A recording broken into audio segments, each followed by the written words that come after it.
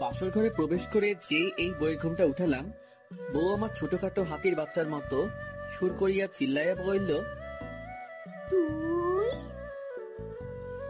আচমকা নতুন বইয়ের মুখে এমন শুনে আমি হতভম্ব হয়ে গেলাম। তারপর একটু এক্সট্রা নজর লইয়া যেই বইয়ের দিকে তাকাইলাম, হায়রে, এই মহিলারে তো আমি চিনি।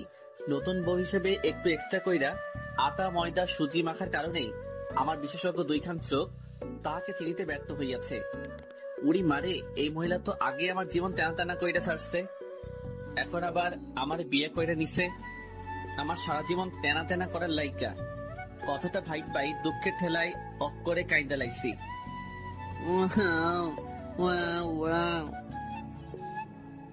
আসলে দুঃখের কথা কি আর কুমুরে ভাই, এই মাইয়া আমার এক্স গার্লফ্রেন্ড, নাম রিয়া ওরফে মহিলা শয়তান। জীবনের প্রথম একটা কিউরেটর বদনা থুক্কু ডিব্বা মাইয়া দেখাই প্রেমে পইরা গেছিলাম। আর অনেক কষ্ট করিয়া তাহার সাথে লাইনটা লাগাইলাম, কিন্তু সেই কষ্টের ফল আর পাইলাম কই। 3 মাস এই বজ্জাত বেটির লগে রিলেশন ছিল, আর এই 3 মাসেই আমার মতো একটা পিচ্চি কিউট বলারে অক করে থাকার কইতে পারবো না। আমার কান্দ নাইতেছে। তারপর হঠাৎ করে গত 17 দিন আগে তাহার সাথে একটা বিষয় নিয়ে সেই লেভেলের ঝগড়া বেঁধে গেল। আরো সাফ জানিয়ে দিল আমার সাথে আর সম্পর্ক রাখবে না। আর আমিও সুযোগ পাইয়াই তাহার জীবন থেকে ভাগা দিলাম। তারপর এক বস্তা খুশি মনে লইয়া একেবারে আড্ডাখানায় যেতেই, কিরে বেটা, কি হয়েছে তোর? এমন ছাগলের মতো লাফাইতিস কেন?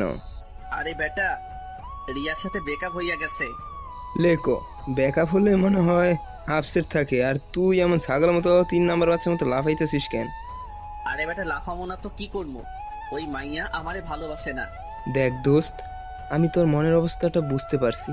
প্লিজ দোস্ত, তুই মন খারাপ করে থাকিস না। দেখবি রিয়া 2 দিন পর আবারই তোর কাছে ফিরে আসবে। প্লিজ দোস্ত আমার, তুই স্বাভাবিক হয়ে যা। আরে দূর বেটা, আমি তো স্বাভাবিকই আছি। আমাকে দেখে কি তোর পাগল মনে হচ্ছে নাকি? রুহিল রে, ও মনে হয় ব্রেকআপের কষ্টটা সহ্য করতে না পারে এমন পাগলামো করতেছে। দূর হালারা, তোরা তোদের চিন্তা নিয়ে থাক, আমি গেলাম। কথাটা কইয়াই বাড়ির উদ্দেশ্যে ভাগা দিলাম। পিছন থেকে হারামিগুলো ডেকেই যাচ্ছে। আমি ওদের ডাকে কোনো সাড়া না দিয়ে আমার গন্তব্যের দিকে এগিয়ে যাচ্ছি। বাসায় এসে ফ্রেশ হয়ে নিজের রুমে শুয়ে ভাবছি, আচ্ছা রুবেল তো বলল রিয়া আবার আমার লাইফে ফিরে আসবে, আর আমি শুনেছি রিলেশনে এসব ব্রেকআপ হয়ই, আবার কিছুদিন পর সব ঠিক হয়ে যায়। পুরি মারে, এই মাইয়া কি তাইলে আবারও আমার লাইফে ব্যাক করতে চাইবে? খাইছে রে, যেই বজ্জাত মাইয়া এইটা আমাকে ব্ল্যাকমেল করে হলেও আমার লাইফে আবার ব্যাক করবে না। আমাকে একটা ব্যবস্থা করতেই হবে যেন ও আর আমার লাইফে ব্যাক করতে না পারে। আহ, বুদ্ধি পাইয়া গেছি। বিয়া করে এলামও, কিন্তু আমি তো এখনো অনেক চুডু। আম্মু আমার বিয়া করাইবো তো, নাকি ঠ্যাঙ্গা লইয়া দৌড়ানি দিব? আর বিয়া না করলেও তো রিয়া আবারও আমার লাইফে খাইছে রে। আমি আর ভাবতে পারছি না। যেভাবেই হোক আম্মুকে রাজি করাতেই হবে। এখানে আমার জীবন মরণের প্রশ্ন। আর 7-5 কিছু না ভেবেই ফট কইরা আম্মুর রুমে গিয়ে একেবারে নিষ্পাপ বাচ্চাদের কণ্ঠে সুর তুলিয়া আমার আম্মাচানকে ডাক মারিলাম, আম্মু। আমার দিকে না তাকিয়েই জবাব দিলেন, কি ব্যাপার ছোট মিয়া, এত রস লাগায় ডাক দিতেছো? মতলবটা কি? টাকা লাগবে? আরে আম্মু, তুমি তো দেখি আমাকে ভালোই বাসো না। আমি আসছি কোথায় তোমার কষ্টটা একটু কমিয়ে দিতে, আর তুমি কি না। ও মাইয়া, মাইয়া গো, আমার বাজান আসছে আমার কষ্ট কমিয়ে দিতে। আমার আব্বাজানটা কত ভাবে আমার কথাটা বলেন। ছোট মিয়া কি বলতে চান? একেবারে আম্মুর কাছে গিয়ে বসে উনার পা টিপতে টিপতে, আচ্ছা আম্মু, ভাইয়া তো বিয়ে করে ভাবিকে নিয়ে চিটাগাঙ্গে থাকে, আর আব্বু সারাদিন ব্যবসা বাণিজ্য নিয়ে ব্যস্ত। তুমি সারাদিন একা একা বাসায় থাকো, তোমার কি কষ্ট হয় না বলো? আর তোমার বয়স হয়েছে, আর এই বয়সেও তুমি একা একা রান্না বান্না করো। তোমার তো একজন সঙ্গী প্রয়োজন। তো তোর কথা কি তোর ভাইয়া চাকরি রেখে বউ নিয়ে এই কিশোরগঞ্জে এসে বসে থাকবে? আম্মু, তুমিও না। ভাইয়া কেন আসতে যাবে? আজব, আমি যে বড় হয়েছি সেটা কারোর চোখেই পড়ে না। মানে? আমার কথা চিন্তা করলেও তো বাসায় আরেকজন মানুষ আনা যায়। এই এই, তোর মাথাটা ঠিক আছে তো? মাত্র অনার্স দ্বিতীয় বর্ষে পড়ুয়া ছেলে নাকি? ছি ছি ছি, তোর মতো ফাজিলের হাড্ডির লগে কোন বেটা তার মাইয়া দিব? সারাদিন ফটং ফটং কইরা বেড়াস। আম্মু থাক, আমার ভুল হয়ে গেছে, আর জীবনেও তোমাদের ভালো চাইতে আসবো না। কথাটা কইয়াই আম্মুর রুম থেকে দ্রুত গতিতে আমার রুমের উদ্দেশ্যে ভাগা দিলাম। দেখ, এত পামটাম মাইরা কোনো লাভ হইল না। রাতে বিছানায় শুয়ে ফেসবুকিং করছিলাম, এমন সময় আম্মু আমার রুমে এসে, কি ব্যাপার ছোট মিয়া, আপনি কি বিজি? না, বিজি থাকবো কেন, কিছু বলবা? আসলে আপনার আব্বুর সাথে আপনার বিয়ের ব্যাপার নিয়ে কথা বললাম। উনিও বললেন বাড়িতে একজন মানুষের প্রয়োজন, তাই আমিও ভাবলাম আপনার প্রস্তাবটা রাখা যায়। আম্মু, আচ্ছা, তুই কি প্রেম টেম করিস না? একেবারে সেই লেভেলে সাধু সাহিত্যা বললাম। আম্মু, তুমি এটা কি বললা? হ্যাঁ, আমি কেন শুধু শুধু প্রেম করতে যাবো? আমি তোমার পছন্দের মেয়েকেই বিয়ে করব, তাই এসব নিয়ে কোনো দিন ভাবিও নাই। হয়েছে, আর ডায়লগ মারতে হবে না। আকাম্মা, একটা প্রেমও করতে পারিস না, আর তোর সাথে কোন মাইয়া প্রেম করতে আসবে? তোর মতো ফাজিল বেড়ারে কোন মাইয়া পছন্দ করবে? দেখছেন নি কারবারটা, আমারে খোটা দিতেছে। এই মহিলা, তুমি আমার আম্মু না হইলে ইচ্ছা মতো এক গাঁটি কথা শোনাই দিতাম। আম্মু লাগো, তাই কিছু কইলাম না। আম্মু, এটা কিন্তু বেশি হয়ে যাচ্ছে। হয়েছে, আর ঢং করতে হবে না। আমার একটা বান্ধবীর মেয়ে আছে, শুনেছি মেয়েটা খুব লক্ষ্মী। কালকে 12টার দিকে ওখানে যাবো, তুই রেডি থাকিস। আম্মু শোনো না, তুমি আব্বুকে নিয়ে দেখে আসো, পছন্দ হলে কথাবার্তা বাঁকা করে আসবা। আমি তোমার পছন্দের মেয়েকেই বিয়ে করব, আমি ওকে একটাবারের জন্য দেখতেও চাইবো না। মানে কি, তুই বিয়ে করবি অথচ তুই মেয়ে দেখবি না? আম্মু, আসলে আমিও দেখতে চাই আমার আম্মুনিটা কেমন মেয়ে আমার জন্য পছন্দ করে। আমি একেবারে বাসর ঘরেই দেখবো। ভাইরে, তারপর বাসর ঘরে আইসা দেখি ওই মাইয়া আর কেউ না, ওইটাই রিয়ানি। বেশি বাল পাকনামি করতে গিয়া নিজে ধরা খাইয়া গেলাম। কথায় আছে না, অতি চালাকের গলায় দড়ি, যেখানে বাঘের ভয় সেখানেই রাত হয়। তারপর আমি রিয়াকে বললাম, ওই সেরি, তুই শেষমেশ আমার ঘাড়ে চাপলি। বইন রে, আমি তোর কি ক্ষতি করছিলাম? কিল্লাই আমার জীবনটারে তেনা তেনা করবি? আমার কাছে এসে আমার মুখের কাছে আঙুল এনে, ওই হারামজাদা, আমি তোর ঘাড়ে চাপতে যাবো কেন? তুই আমাকে জেনে শুনে বিয়ে করেছিস। আমি কেন যে আম্মুর কথায় রাজি হয়ে গেলাম? একটাবার দেখলাম না কাকে বিয়ে করছি। ওই হারামজাদা, তুই তো আমাকে বিয়ের আগে দেখছিস, আর সেই জন্যই বিয়ের আগে আমার সাথে দেখা করতে চাসনি। আমার ঠেটা পড়ছে। তোর মতো বজ্জাত মহিলারে বিয়া করতে শয়তানের নানি, তুই আগে আমার জীবনটা শেষ কইরা এখন আবার আমারে বিয়া কইরা নিছস। ওই তোর সমস্যাটা কি? হ্যাঁ, আমার শান্তিতে থাকতে দিবি না? এমন সময় আমাদের দরজায় ঠক ঠক করে কেউ একজন নক করলো। কে? আমি তোমার আম্মা জান, দরজাটা খোলেন। খাইছে রে, আম্মু এই সময় কেন আসলো? আমাদের ঝগড়াঝাটি শুনে ফেললো না তো? আমি মুহূর্তের মধ্যেই এক বালতি দুশ্চিন্তা লইয়া রিয়ার দিকে তাকাতেই দেখি মাইয়া একেবারে অবুঝ বালিকার মতো ইয়া বড় একখান ঘোমটা দিয়া বসাইজা বৈশা আছে। আমি দরজা খোলা মাত্রই আম্মু রুমে ঢুকে, কি ব্যাপার, এত চেঁচামেচি করছিলি কেন? একেবারে সাধু সাইজা বললাম, আম্মু চেঁচামেচি মানে কি বলতেছে সব? ওই, এত ন্যাকা সাজা লাগবে না, বল কি করছিস? আম্মুর কাছে গিয়ে ফিসফিস করে, আম্মু নতুন বইয়ের সামনে কি সব আবল তাবল বলতেছো? বাসরাতে কেউ চেঁচামেচি করে? আম্মু, আমি নিশ্চিত তুমি আজকে প্রেশারের ওষুধ খাও নাই, বয়স হয়েছে তো তাই এমন ভুলভাল শুনতেছো। একেবারে মক্কেল সাইজা। বাজান, আমি হয়তো ভুল শুনেছি। আচ্ছা, আমি যাচ্ছি। তারপর আম্মু রুম থেকে যেতেই দরজা লাগিয়ে যেই রিয়ার দিকে তাকালাম, দেখি মাইয়া একেবারে পুরো খাট দখল কইরা ঘুমের রাজ্যে আরোহণ করিতেছে।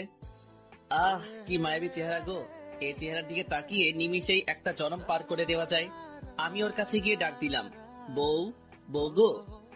কি হইছে? এত রস লাগিয়ে বউ বললে চিল্লাইতেছো কেন? না মানে আমি ঘুমাবো। তো ঘুমাও। না মানে তুমি তো পুরো খাট দখল করে আছো, কই ঘুমামো? বাবুই মুহূর্তের মধ্যেই ফট কইরা একেবারে ওর কাছে গিয়া, বলো না গো সোনা আমার। তুমি চুপচাপ এখন ফ্লোরে বিছানা করে ঘুমিয়ে যাও, কেমন? নয়তো কপালে অনেক দুঃখ আছে। একেবারে কবি কবি ভাব লইয়া, ওগো তুমি যখন ছিলে গভীর ঘুমে, তখনই তোমাকে দেখিয়ে আমি হাদারাম পড়িয়াছি প্রেমে। শোনো না, বলছিলাম যে আমরা আগের সবকিছু ভুলে গেলে হয় না, চলো না দুজন আবার নতুন করে শুরু করি এক রোমান্টিক প্রেমের ইতিহাস। ওই, তোর এসব ঢংবাজি পকেটে রাখ। একটু আগে আমাকে কি বলছিস? আমি কিচ্ছু বলি নাই। ওলে আমার লক্ষ্মীটা, ওইগুলো তো রাগ করে বলছি। আমি তোকে খুব ভালো করে চিনি। কি যেন বলছিলি? আমি শয়তানের নানি, তারপর আমি তোর জীবন টানা টানা করে ফেলছি। তো এখন আমার কাছে কি? বলছিলাম কি, মানে আমাকে এইবারের মতো মাফ করে দেওয়া যায় না? ও হ্যালো, তোকে আমার হারে হারে চেনা আছে বজ্জাত বেটা। না, এখন আর সহ্য করা যাচ্ছে না, আমাকে অপমান করা হচ্ছে। না না না, আমার জন্য এখন আমি আমার পুরো পুরুষ জাতিকে নারীর কাছে ছোট করতে পারি না। ঝগড়া যখন করেছি আরো করব, তবুও আমাদের পুরুষ জাতিকে নারীর কাছে মাথা নত করতে দেব না ইনশাল্লাহ।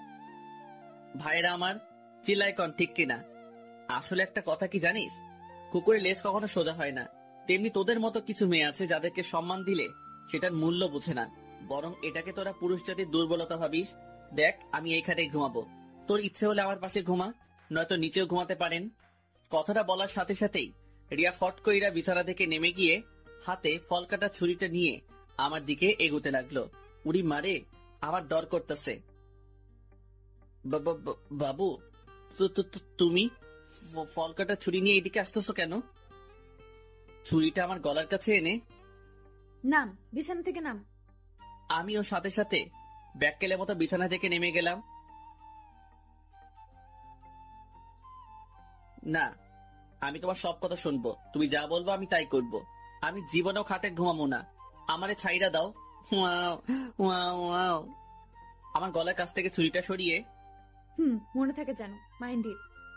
তারপর রিয়া ছুরিটা ওর বালিশের কাছে রেখে নিশ্চিন্তে শুয়ে পড়লো। আর আমিও সুযোগ বুঝছা ঠাস কইরা ছুরিটা আমার হাতে লইয়া একেবারে বাংলা সিনেমার ডিপ জলের মতো হুহু কইরা এক গাঁটটি হাইসা কইলাম, তোরে আজকে খাইছি। সাথে সাথে রিয়া আর কোনো কথা কইয়াই একেবারে হোসাইন বোল্টের গতিতে খেইচ্ছা দর। লে খোকা মাইয়া তো দরজা খুইলা বাইরে চইলা গেছে। ঠোঁটের উপর হাতের আঙ্গুল দিয়া মুখখানা চাইপা ধইরা একটা হাসি দিলাম, যেন মুখে মশা ঢুইক্কা না যায়। মাইয়া আমারে ডরাইছে। ঠিক তখনই আমার ডান কান একটু ব্যথা অনুভব করাই, যেই কানে হাত দিলাম দেখে আম্মুর হাত। আম্মু ছাড়ো, লাগছে তো। এক বস্তা রাগ মাথায় লইয়া, তুই মানুষ হবি না? আম্মু তুমি এটা কি বললা? তাইলে আমি কি ভিনদেশি এলিয়েন নাকি? ওরে খোদা, পৃথিবীতে এত মানুষ থাকতে এই আইটেমটাকে আমার কাছে পাঠাতে হলো। ওই, তুই বৌমাকে মেনে নিচ্ছিস না কেন? প্রবলেমটা কি তোর? এক দিব্যা রহস্য মাথায় লইয়া, মেনে নিচ্ছি না মানে? তোমার বৌমাই তো আমাকে মেনে নিচ্ছে না। আম্মু, আপনি ওনার কথা বিলিভ করেন না। আমাকে একটু আগে ছুরি দেখিয়ে বলেছে আমাকে নাকি উনি মেরে ফেলবে যদি আমি জোরপূর্বক স্ত্রীর অধিকার চাই। আম্মু দেখেন, ওনার হাতে এখনো ছুরিটা আছে। সাত, তুই এক্ষুনি এই রুম থেকে যা। যাবো মানে? কই যাবো আমি? আমাকে রুম থেকে ধাক্কা দিয়ে বের করে দিয়েই দরজা লাগিয়ে দিয়ে, তো যেখানে খুশি যা। যা শালা, এখন কি করবো? তারপর বাধ্য হয়ে আব্বুর রুমে গেলাম। আমাকে দেখা মাত্রই, তা বাপধন, এই বাসাটা তো কি আকাম করছেন আপনি যে সোজা আমার কাছেই ট্রান্সফার হতে হলো? আব্বু, আমারে আম্মু জোর কইরা বাসা থেকে তাড়াই দিছে। তুমি প্লিজ আম্মুর একটু বুঝাইয়া বলো। আব্বাজান, আমি বলি কি, তুমি চুপচাপ এখন আমার পাশে শুয়ে পড়ো, সকালে যা করার করব। মানে কি? আজকে আমার বাসর রাত। দেখো বাপধন, দেশের ক্ষমতা এখন শেখ হাসিনার হাতে। আমরা পুরুষ একটু নির্যাতিত হবই, মেনে নে বাপধন, মেনে নে। শেষমেশ কোনো উপায় না পাইয়া আম্মু যখন মোর বউ লইয়া আমারে আব্বুর লগে থুইয়া মনের সুখে ঘুমাই যায়, ফাইটা যায়, বুকটা ফাইটা যায়, এই গানটা গাইতে গাইতে ঘুমাইয়া গেলাম। পরের দিন সকালে ঘুম ভাঙলো কয়েকটা সারে চেঁচামেচিতে। চোখ খুলতেই দেখি এইগুলা কোনো জীবন্ত সার নয়, আমার পরনের হারামি বন্ধু ওরফে ভন্ডুগুলা। কি ব্যাপার, এই সাত সকালে তোরা আমার বাসায় কোন দুঃখে? তোরে কেলাইতে আইছি। কেন, আমি কি তোর বইনে লইয়া ভাগা দিছি নাকি? হারামজাদায় একা একা বিয়ে করে নিলে আমাদের একটা বড় জানানোর প্রয়োজন মনে করলি না? ভাইরে, হঠাৎ করে হয়ে গিয়েছে, বিলিভ কর দোস্ত, আমি নিজেই জানতাম না যে তখন আমার বিয়ে। শুনবাই, তোর সব ডগবাজিতে আমাদেরকে গলাতে পারবি না। দে এখন আমাদের ট্রিট দে। লে খোকা, ট্রিট এটা আবার কি? মাম্মা, এসব ন্যাকামো রাইখা চুপচাপ আমাদের ভলিউমটা দিয়ে দাও, নয়তো নয়তো কি? নয়তো কি? তোমার বইয়ের কাছে এমন কিছু কমু পরে মজা বুঝবা। তো জানা। তারপর আমি মনে মনে বললাম, একটাবার চেহারা খান দেখলে এমনিতে ঠান্ডা হয়ে যাবি। মুহূর্তের মধ্যে দুইটা একেবারে ভিলেনের মতো ভাব লইয়া কইল, আব্বে তোর বউ কই? আমার রুমেই আছে, যাও। 2 মিনিট পর হারামি দুইটা বদনা দুঃখ মনে লইয়া আমার কাছে ফিরিয়া আসিয়া কইল, কেমন কি রিয়া তোর বউ? ভাইরে, সবই আমার বাল পাকলামির ফল। তারপর হারামি গুলারে সব কাহিনী খুইল্লা কইলাম। তাহলে এখন কি করবি? রিয়া তোকে মেনেও নিচ্ছে না।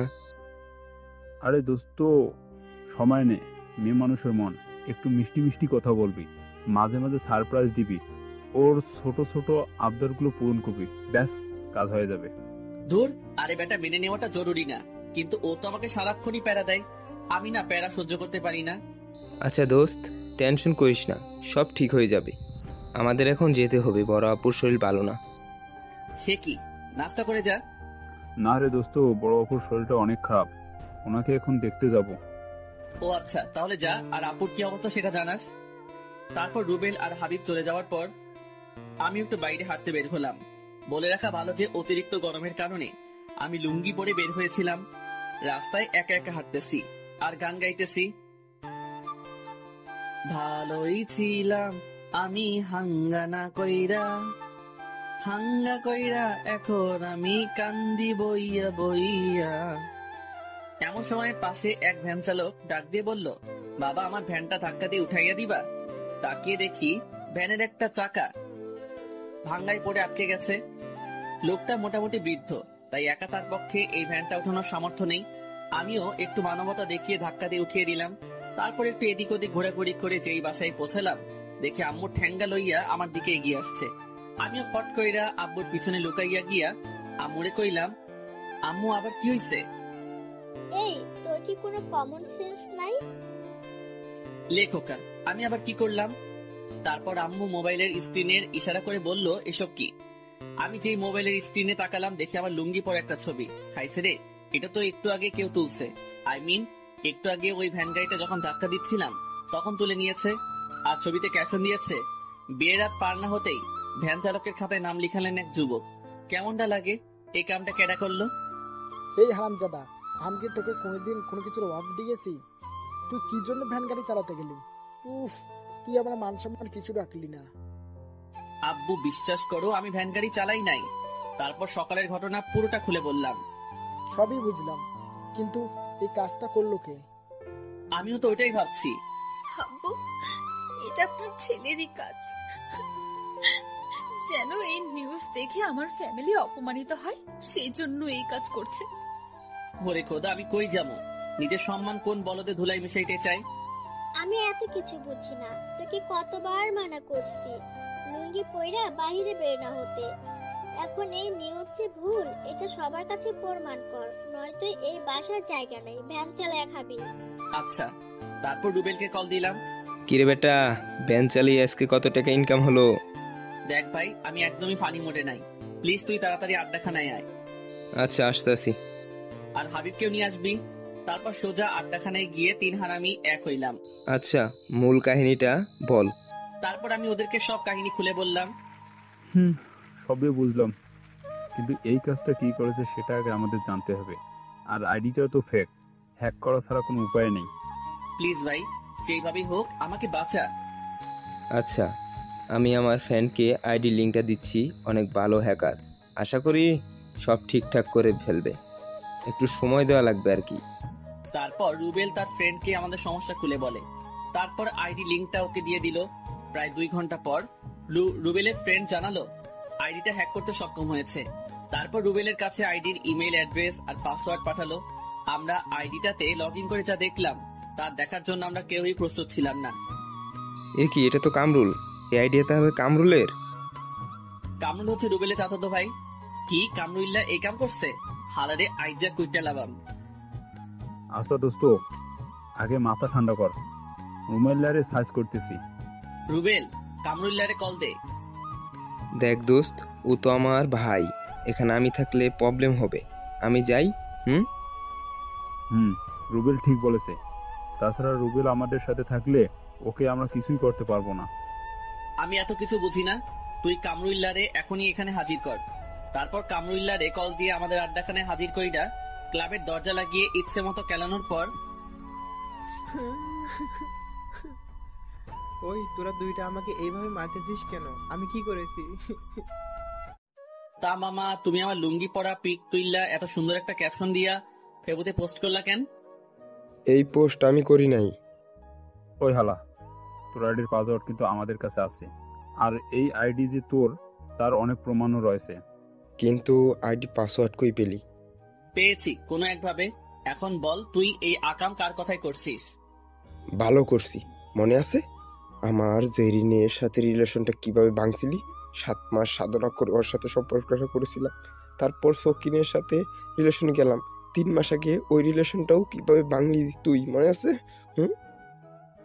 গত 3 মাস আগে বাজারের দিকে যাচ্ছিলাম, তখনই খেয়াল করলাম কামরুল্লাহ সকিনার সাথে বৈশা মনের সুখে প্রেম চালাইয়া যাইতেছে। আমি কামরুলকে জিজ্ঞেস করলাম, মামা কি অবস্থা? হালাই তার গার্লফ্রেন্ডের সামনে এমন ভাব লইল যেন আমাকেও চেনেই না।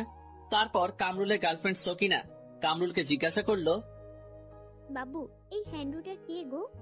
আর সাথে সাথে কামরুল্লাহ কইল, আরে এলাকার পোলা, মাঝে মাঝে হেল্প করি, তাই যেখানেই দেখে তাই সেখানেই সম্মান করে আর কি। আমি মনে মনে কইলাম, দেখছনি কারবারটা, হালাই ওর গার্লফ্রেন্ডের সামনে আমরা ছোট করছে, দাঁড়া তোরে বাসটা দিতেছি। তারপর যেই ভাবা সেই কাজ, কামরুল্লাহ রে ওর গার্লফ্রেন্ডের সামনে কিছু ভাষণ শুনাইয়া দিলাম। কিরে কামরুল্লাহ, তোর মধ্যে কি একটু মনুষ্যত্ব নাই? কয়েক মাস আগে জরিনার লাইফটা শেষ করলি, মায়াটা এখন ওপারে যাবে, তারপর গেলি মর্জিনার লাইফে, এখন মর্জিনারে নদীর পাড়ে দাঁড় করিয়ে রেখে এখানে আরেক মাইয়ার লগে টাঙ্কি মারস। আর কয়টা মাইয়ার জীবন এইভাবে নষ্ট করবি? মর্জিনা নদীর পাড়ে দাঁড়িয়ে আছে, আমি আসার সময় তোর কথা জিজ্ঞেস করছিল, ভালো হ।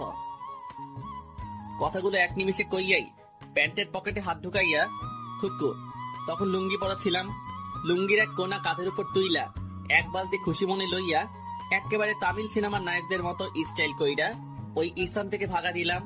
আর ততক্ষণে কামরুল আর সকিনার প্রেম কাহিনী ইতিহাসের স্মৃতির পাতায় স্থান করিয়া লইল। দেখ ভাই, ওই ঘটনার জন্য আমি সত্যি লজ্জিত, কিন্তু হালা তুই আমারে সবার কাছে এইভাবে ছোট করতে পারলি? তুই তো আমার ল্যাংটা কালের দোস্ত ছিলি, তুই একটা মাইয়ার জন্য আমার উপর প্রতিশোধ নিতে পারলি? আসলে আমি এই কাজটা প্রতিশোধ নেওয়ার জন্য করি নাই। আসলে তোর বউ রিয়ার কথায় আমি এই কাজটা করেছি।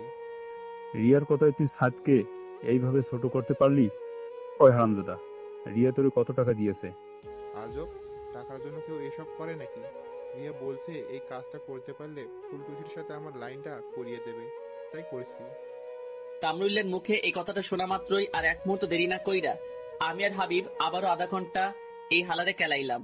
তারপর ওর গুলটুমার্কা চেহারাটার কয়েকটা ছবি তুইলা ওর এই আইডিতেই, যে আইডিতে আমার লুঙ্গি বড় ছবিটা পোস্ট করেছিল, ওর ছবিগুলো পোস্ট কইরা ক্যাপশন দিলাম, সাদ ভাইয়ার নামে মিথ্যা গুজব ছড়ানোর পর আমার বর্তমান অবস্থা।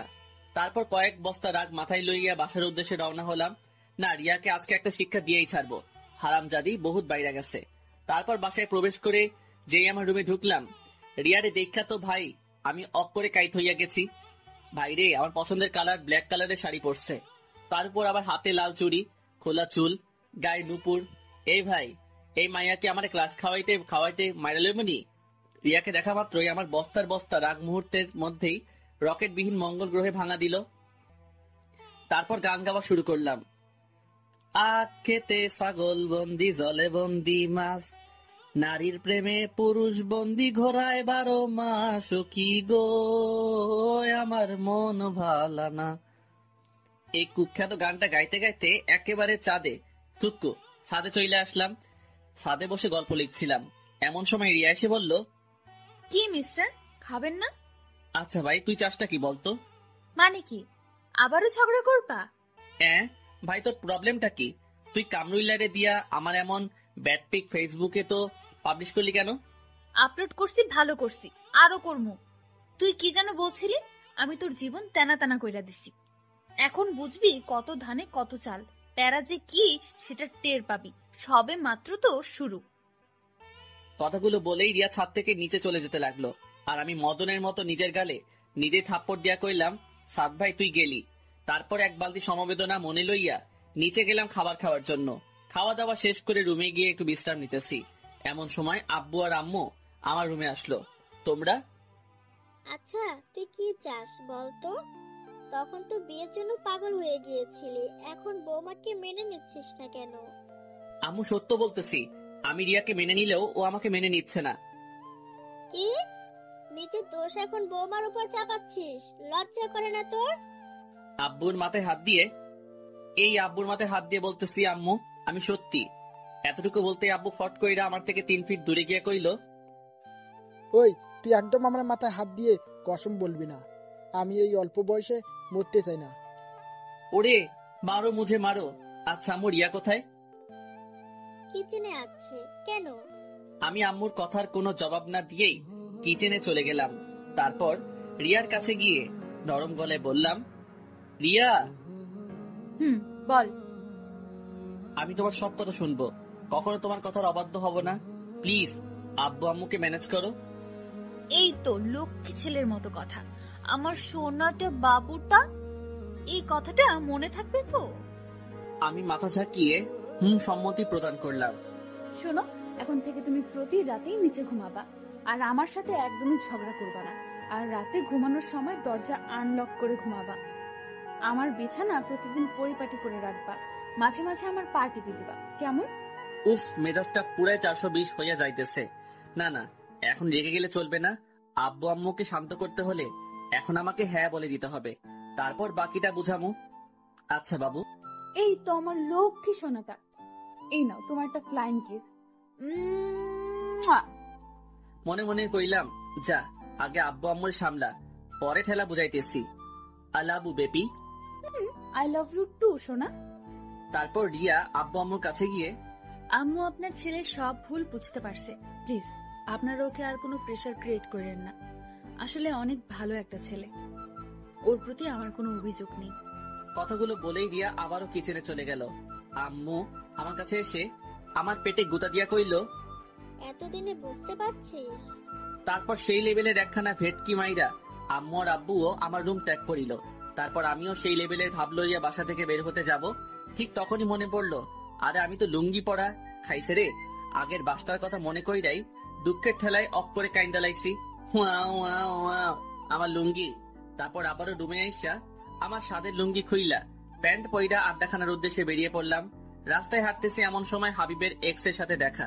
ও মা, সাথে একটা পিচ্চি কিউট পোলাও আছে। আসেন ভাই, এই মায়াডারে একটু চেটাইয়া আসি। আমি হাবিবের এক্স কে উদ্দেশ্য করে, আরে জান্নাত তুমি? হাবিবের এক্স এর নাম জান্নাত। হ্যাঁ সাদ ভাই, কেমন আছেন? জি আলহামদুলিল্লাহ। তারপর জান্নাতের সাথে পিচিটাকে জান্নাতকে দেখিয়ে জিজ্ঞেস করলাম, বাবু উনি তোমার কি হয়? আঙ্কেল, উনি আমার আম্মুনি হয়। আরে বেটা, উনি তোর আম্মু হইলে আমারে ভাই ক ভাই, কারণ আমার বন্ধু তোর আম্মুর বাবু ছিল। ওমা তাই? তাহলে তো তুমি আমার ভাইয়াই হও। এক বালতি রাগ মাথায় লইয়া, এই আপনি কখনোই শুধরাবেন না। ঠিক তখনই একটা ভুড়িওয়ালা পাবলিক আইসা জান্নাতকে জিজ্ঞেস করলো, জানু কি হয়েছে? না জানো, তেমন কিছু না। জানা তোমার বর নাকি? জি ভাইয়া। আর হ্যাঁ, আমার বর মোটেও আপনার ফ্রেন্ডের মতো না, আমাকে একটু অবহেলা করে না, সব সময় ছায়ার মতো আমার সাথে থাকে। ও হাগু করতে গেলেও সাথে যায় নাকি? কথাটা কইয়াই খেচ্ছা দৌড়, আর পিছন থেকে জান্নাত ঝড়ের বেগে গালাগাল দিয়ে যেতে লাগলো। তোর কপালে বউয়ের আদর নেই, তোর বউ তোরে দিয়া ঘরের কাজ করাবে, আর আমি কুত্তা ইতর। সব কথাগুলো মিলায় নিস। একটু দাঁড়াইয়া কইলাম, তাতে সমস্যা নাই, তোমারটার মতো অমন ভুড়িওয়ালা না হইলেই হয়। কথাটা কইয়াই আবারও দৌড় লাগাইলাম। প্রায় 3.5 মিনিট দৌড়ানোর পর আড্ডাখানায় পৌঁছালাম। কি রে বেটা, এমন ভাবে হাঁপাচ্ছিস কেন? আরে বেটা বলিস না, আসার সময় হাবিবের এক্স এর সাথে দেখা, তারই একটু চেতাইয়ে আসলাম। হাবিবের এক্স এর কথাটা বলতেই লক্ষ্য করলাম হাবিবের মুখটা একটু মলিন হয়ে গেল। হাই রে, বেচারা হয়তো ইমোশনালি আপসেট হয়ে গেছে।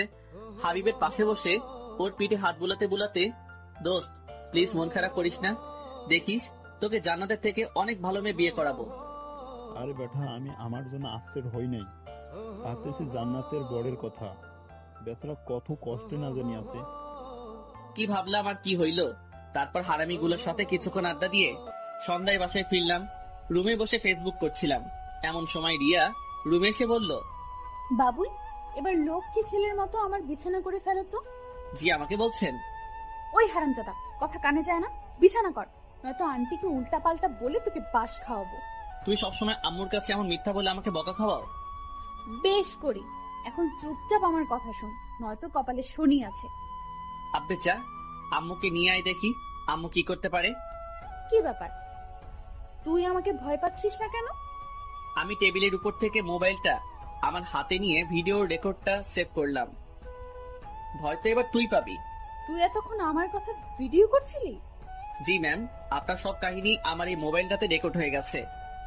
মানে তুমি কিন্তু এটা ঠিক করো নাই। আমি তো তোমার সাথে ওসব মজা করে করতাম। আচ্ছা বাবু, তাহলে এখন আমিও মজা করে আম্মুকে এই ভিডিওটা দেখাই গিয়ে। কথাটা বলেই বিছানা থেকে উঠে আম্মু রুমের দিকে যাওয়ার জন্য যেই পা বাড়ালাম, তখনই রিয়া আমার হাত চেপে ধরে। প্লিজ অমনটা করো না, উনি আমাকে খারাপ ভাববে। ও মা, তাহলে আমাকে যখন খারাপ ভাবে তখন কি আমার কষ্ট হয় না? প্লিজ আমাকে মাফ করে দাও, আমি তো তোমার বউ। তুমি কি আমাকে সবার কাছে ছোট করতে চাও? আমি রিয়ার একেবারে কাছে গিয়ে ওর গালে আঙ্গুল দিয়ে স্পর্শ করে, আচ্ছা শোনা, এই ভিডিওটা কাউকে দেখাবো না, কিন্তু এখন থেকে আমি যা বলবো তোমাকে তাই করতে হবে। আর তুমি এখন থেকে নিচে ঘুমাবা। এবার লক্ষ্মী মেয়ের মতো আমার পাটা টিপে দাও তো। দেখো, এটা কিন্তু একদম ঠিক হচ্ছে না। তাহলে ভিডিওটা দেখাই গিয়ে। আরে অমন করো কেন? আচ্ছা দিচ্ছি তো। সুন্দরী ভাইয়ার হাতে পা টিপানোর মজাই আলাদা। উফ, প্রচুর ভাল লাগছে। এমন রুমে আম্মু এসে, এই তোর কি কোনো বুদ্ধি শুদ্ধি নাই? নতুন বইয়ের হাতে পাটি পাচ্ছিস? আরে আম্মু তুমি আর বইলো না, তোমার বৌমাকে এত করে বললাম যে তুমি নতুন বউ, আমার পা টিপলে কেমন দেখায়। বেচারির একটাই কথা, আপনি আমার বর, আপনার খেদমত করা আমার দায়িত্ব, তাই জোর করেই এখন আমার পা টিপে দিচ্ছে। একটু লজ্জা লজ্জা ভাব লইয়া বললাম, আসলে আম্মু তোমার বৌমা আমাকে বড্ড বেশি ভালোবাসে, খুব ভাগ্য করে ওকে পেয়েছি। কথাগুলো বলার সময় লক্ষ্য করলাম রিয়া রাগের ঠেলায় দাঁতে দাঁত কামড়াচ্ছে। দেখতে হবে না মেয়েটা কার? আচ্ছা তাহলে এখন খেতে আসো। আচ্ছা আম্মু, তুমি যাও, আমরা আসতেছি। আম্মু রুম থেকে যেতেই, তুই আমার দিয়ে পটি পাইলি? তুই একদমই ভালো না, খুব পচা। আমার মান সম্মান কিছুই রাখলো না। লে খোকা, তুই আমার পা টিপা দিছিস, এতে আবার মান সম্মান যাবে কেন? বিয়ার পর প্রত্যেকটা মেয়ের দায়িত্ব তার স্বামীর পা টিপে দেওয়া। ভাইরা আমার, চিল্লা এখন ঠিক কিনা? তুই সারা জীবন এমন হিংসুটতেই থাকবি। কথাটা কইয়াই রিয়া খাওয়ার জন্য খাবার টেবিলের উদ্দেশ্যে রুম থেকে বেরিয়ে যেতে লাগলো। চেতিস না বইন, আমি হাসা কথাই কইছি। এই যে পাঠকগণ, আপনারা একটু বইয়া জিরাই এলন, আমি খাইয়া আইতাছি। আর হ্যাঁ, আজকে খাওয়ার জন্য আপনাদের সাধবো না, অন্য একদিন খাওয়া মনে। এই কথাটা আমি মনে মনে কইতাছি, আপনারা শুনেন না কেমন? বাল খাওয়ামু আপনাগরে। এত পাবলিক খাওয়াইলে আমার আব্বাজানের পকেট ফাঁকা হইয়া যাইব। তারপর খাওয়া দাওয়া শেষ কইরা রুমে আসতেই রিয়ারে কইলাম, বাবু আমার বিছানাটা করে দাও তো। রিয়া এক বাটি রাগ লইয়া যেই আমার দিকে তাকাইলো, তখন আমিও মোবাইলটা নাড়াচাড়া কইরা তাকে দেখানো মাত্রই এক বদ্দা সমবেদনা আর এক বালতি রাগ মাথায় লইয়া বিছানাটা কোনোভাবে করেই সে নিচে বিছানা করে শুয়ে পড়ল। তারপর আমিও খুশিতে গদগদ করতে করতে কখন যে ঘুমিয়ে পড়লাম নিজে জানি না। রাত প্রায় 2টা, অকারণেই ঘুমটা ভেঙে গেল। হঠাৎ করেই কেন যেন রিয়ার দিকে আমার চোখটা আটকে গেল। মনের মধ্যে অজানা এক শিহরণে ভেতরটা কেমন যেন কেঁপে উঠল। চারিদিকে শুনশান নীরবতা। সত্যি কথা বলতে আমাদের এই রাতটা আমাদের ব্রহ্মাকেও অন্যরকম রূপ ধারণ করে দেয়। একদিন বিখ্যাত কবিদের বুকে শুনেছি, ঘুমন্ত অবস্থায় মেয়েদের নাকি অনেকটা অস্পর্শীর মতো লাগে, কিন্তু ঘুমন্ত অবস্থায় একটা মেয়ের চেহারায় যে এতটা মায়া যুক্ত হয় সেটা হয়তো আমরা নিজ চোখে না দেখলে বিশ্বাসই করতে পারবো না। ব্রহ্মাণ্ডের সকল মায়া যেন তার চেহারায় বিধাতা ঢেলে দিয়েছেন। হুট করে লক্ষ্য করলাম রিয়া একটু অতিরিক্ত ঠান্ডার কারণে গুটিসুটি বেড়ে শুয়ে আছে। তারপর বিছানা থেকে চাদরটা নিয়ে ওর গায়ের উপর দিয়ে ওর কপালটা একটা চুমু এঁকে দিলাম। সকালে নাস্তার টেবিলে বসে নাস্তা করেছি, এমন সময় আম্মু বলে উঠলো, সাদ, আজকে তো 3 দিন পূর্ণ হলো, তাই আজকে তো কি রিয়াকে নিয়ে রিয়াদের বাসায় যেতে হবে। আমাকে যেতে হবে কেন? তুমি গেলে সমস্যাটা কি? আমার এমন বোকাশোকা উত্তর শুনে রিয়া হুট করে হু হু করে হেসে উঠল। আহা কি হাসি! এই হাসির প্রেমে পড়েই আমি নির্দ্বিধায় পরলোক গমন করতে পারবো। আম্মু আমার এমন উত্তর শুনে আম্মু হাসবে না কাঁদবে বুঝে উঠতে পারছে না। তুই কি আমার সাথে মজা করছিস? আরে গাধা, বিয়ের 3 দিনের মাথায় স্বামী স্ত্রী দুজনকেই স্ত্রী বাসায় যেতে হয়। আমিও তো তোর আম্মুকে নিয়ে গিয়েছিলাম। তোর নানা নানি কি যত্নটাই না করেছিল। আম্মু আমি একা যেতে পারবো না, আমার ডর করে। তাহলে আমার লক্ষ্মী, বিয়ে করার আগে তো ভয় লাগে নাই? রেডি হয়ে নে, কিছুক্ষণ পরেই রওনা হবি। ভাইরে, আমার আম্মুরে কেডাই বুঝাইবো? আমি এখন অনেক ছোট, একলা একলা কেমনে যাবো? দুঃখের ঠেলায় অক্ষরে রানু মন্ডলের সেই কুখ্যাত গানটা আ আ কইরা মনের মধ্যে বাইজে উঠতেছে। বহু নেখামি কাহিনী এবং ঠেলাঠেলির পরও কোনো উপায় না দেখা বাধ্য হয়ে শ্বশুর বাড়ির উদ্দেশ্যে রিয়াকে নিয়ে রওনা হলাম। রাস্তায় গাড়ির মধ্যে রিয়ার দিকে তাকাইতেই মনের মধ্যে কাউয়ার মতো কা কা কইরা উঠলো। আহারে, আমার না জানি কি হাল করে ওর বাসায় নিয়া। এই যে পাঠক ভাইয়েরা, আমার জন্য একটু দোয়া কইরেন। বুঝতেই পারছেন, প্রথম শ্বশুর বাড়িতে যাইতেছি। প্রায় 35 মিনিট পর জার্নি করার পর আমি আমার শ্বশুর বাড়িতে পৌঁছালাম। আহা, শ্বশুর বাড়িতে প্রবেশ করা মাত্রই মনটা একেবারে ফুরফুরা হইয়া গেল। আরে ভাও, কত যে আটাবতী, ময়দাবতী আর রূপবতী তরুণী ঝাঁক এখানে বিরাজ করিতেছে। উফ, আমি নাকি আমার শ্বশুর বাড়িতে আসতে গিয়ে এত ভয় পাচ্ছিলাম। কত বড় হাদারাম আমি। মনটাই কইতেছে মাহফুজুর রহমানের গান ফুল ভলিউম দিয়া শুই না, তার প্রতিশোধ নেই। কিন্তু ভাই, নিজের উপর প্রতিশোধ নিতেও কেমন যেন মায়া আছে। তাই আর কিছু না কইরাই আমাদের জন্য পরিপাটি করে রাখা রুমটাতে প্রবেশ করলাম। কিছুক্ষণ বিশ্রাম নেওয়ার পরই এক গাঁটটি মহিলা, থুক্কু যুবতী মাইয়া আইসা আমার চারিপাশে ঘ্যান ঘ্যান করিতে লাগিল। মাইয়াগুলো এক একটা কিউরেটর বদনা, ধুরু খুশির ঠেলায় আবল তাবল করে লাইতেছি। মাইয়াগুলো এক একটা কিউরেটর ডিব্বা। দেখলেই পরানটা জোড়াই যায়। এই ঝাঁক থেকে অনায়াসে 2-4টা গার্লফ্রেন্ড বাইসা লয়ন যাইব, কিন্তু আমি তো বিয়া করে লাইছি, তাই গার্লফ্রেন্ড লওয়া হইল না। তারপর শালিকাগুলোর সাথে কিছুক্ষণ আড্ডা দিয়া দুপুরে খাবার খাইয়া সেই আমার বিখ্যাত কাপড় লুঙ্গি পইরা একটু এক্সট্রা কইরা জামাই জামাই ভাব লইয়া শালিকাদের সাথে ঘুরতে বের হলাম। তারপর বেশ কিছুক্ষণ ঘুইরা টুইরা আবারও রিয়ানির কাছে ফিরে আসলাম। দেখি মহারানী আমার মনের শখে ঘুমাইতেছে। আমি আস্তে আস্তে রিয়ার কাছে গিয়ে ওর গালে হাত দিয়ে স্পর্শ করতেই ফট কইরা রিয়া উঠে বসেই, এই তুই আমাকে টাচ করলি কেন? তোর মতলবটা কি? লেখুকা, তুমি না ঘুমিয়েছিলা? কি? তার মানে তুই আমার ঘুমের সময় আমার অসহায়ত্বের সুযোগ নেস? তুই আমার এত বড় সর্বনাশ কেমনে করলি? বিশ্বাস করো বইন, আমি তোরে কিচ্ছু করি নাই। তোর বিশ্বাস না হইলে পাঠকগণকে জিজ্ঞেস কর। যা শালা, করোনা ভাইরাসের কারণে 3 ফুট দূরত্ব বজায় রাখার কথা শুনেছি, কিন্তু 4 ফুট দূরত্ব কেন? রিয়া ঠাস কইরা বালিশ দিয়া আমার মাথায় মাইরা, তোর গবেষণা নিয়ে তুই থাক, আমি গেলাম। কথাটা কইয়াই রিয়া রুম থেকে ভাগা দিল। আর আমিও দুঃখের ঠেলায় চুপচাপ বিছানায় শুইয়া রানু মন্ডলের গানটা শুনতে শুনতে ঘুমাইয়া গেলাম। সন্ধ্যার দিকে রিয়ার ডাকে ঘুম ভাঙলো। এই শুনছো? বলো। রিয়া আমার পাশে বসে আমার মাথায় হাত বুলাতে বুলাতে, লক্ষ্মী আমার, ওঠো। কি ব্যাপার? মাইয়ার মতলবটা কি? হুট কইরা এত চেঞ্জ? তুমি ঠিক আছো তো? শোনা, আমি ঠিক আছি। তুমি ফ্রেশ হয়ে একটু বাইরে আসো, আমার নানু আর মামা মামি এসেছে তোমাকে দেখার জন্য। দেখছো নি কারবারটা? আচ্ছা তুমি যাও, আমি আসতেছি। আরে তুমি ফ্রেশ হয়ে আসো তো, আমি তোমাকে নিয়েই যাব। তারপর আমি ফ্রেশ হয়ে আসতেই ও আমার হাতে ধরে এমন ভাবে আমাকে ওর নানু আর মামা মামির সামনে নিয়ে গেল যেন এই দুনিয়াতে আমাদের মতো এত সুখী দম্পতি আর একটাও নাই। আমি ওনাদের সামনে গিয়ে সালাম দিলাম। সবাই আমার সালামের উত্তর দিয়ে আমাকে নানান প্রশ্ন করতে শুরু করলো, আর আমিও হাদারামের মতো ওনাদের বিরক্তিকর প্রশ্নের উত্তর দিয়ে যাচ্ছি। তারপর ওনাদের সাথে কথা শেষ করে রুমে এসে বিশ্রাম নিচ্ছিলাম। এমন সময় রিয়া এসে বলল, বাবুই চলো, খাবার টেবিলে তোমার জন্য সবাই অপেক্ষা করছে। তারপর সোজা খাবার টেবিলে গিয়ে বসলাম। তো বাবা, তোমার এখন কোনো অসুবিধা হচ্ছে না তো? না না আব্বা, কোনো অসুবিধা হচ্ছে না। দেখো বাবা, রিয়া হয়তো একটু রাগী, কিন্তু তোর মনটা অনেক ভালো। আমি তোর মামি হই, তারপর আমি তোর মায়ের মতো। ব্যাককেলের মতো মুখে হাসি বজায় রেখা, জি মামি, ও খুব লক্ষ্মী মেয়ে। কথাটা বলার পরপরই লক্ষ্য করলাম আমার শ্বশুর মশাই এক বালতি রহস্য লইয়া কেমন ভাবে যেন আমার দিকে তাকাচ্ছে। আমার নাতনিটা একদম আমার মতো সহজ, কোনো ঘুরপ্যাচ বুঝেই না। আমি আবারও মদনের মতো মুখে এক বালতি হাসি বজাইয়া রেখা, নানু, ওর ব্যবহার তো এখনো সেই বিছানে হিসু করা পিচ্ছি বাচ্চাদের মতো, একদমই ঘোর প্যাচ বোঝে না। মনে মনে কইলাম, হ বইন, একদমই ঘোর প্যাচ বোঝে না, শুধু ভেতর একটু জিরাপির প্যাচ আর কি। আমার শ্বশুর মশাই এই আইটেমটাকে কোথা থেকে কুড়াই আনছে কে জানে। তারপর খাওয়া দাওয়া শেষ করে একটু বিশ্রাম নিয়ে তারপর একা একা একটু ছাদে গেলাম। ও মা, ছাদে হিন্দি গান কে শুনে? ছাদের আবছা আলোয় চোখে পড়লো ছাদের এক কোণায় কেউ একজন উল্টো দিকে বসে এই এত রাতে হিন্দি গান শুনতেছে। আমি ওনার কাছে গিয়ে ওনার চেহারাটা দেখা মাত্রই আমার চোখ খুইলা মাটিতে পইড়া যাওয়ার অবস্থা। তারপর নিজেকে একটু সামনে নিয়ে আমতা আমতা করে বললাম, আব্বা, আপনি? আরে বাবা, তুমি বসো। না মানে আব্বা, রুমে বসে বোরিং লাগছিল তাই একটু ছাদে আসছিলাম আর কি। আচ্ছা আব্বা, আমি একা যাচ্ছি। কথাটা বলেই আমি হুসাইন বোল্টের গতিতে হাইটটা ভাগা দিতে লাগলাম। জামাই শোনো, আরে এইদিকে আসো।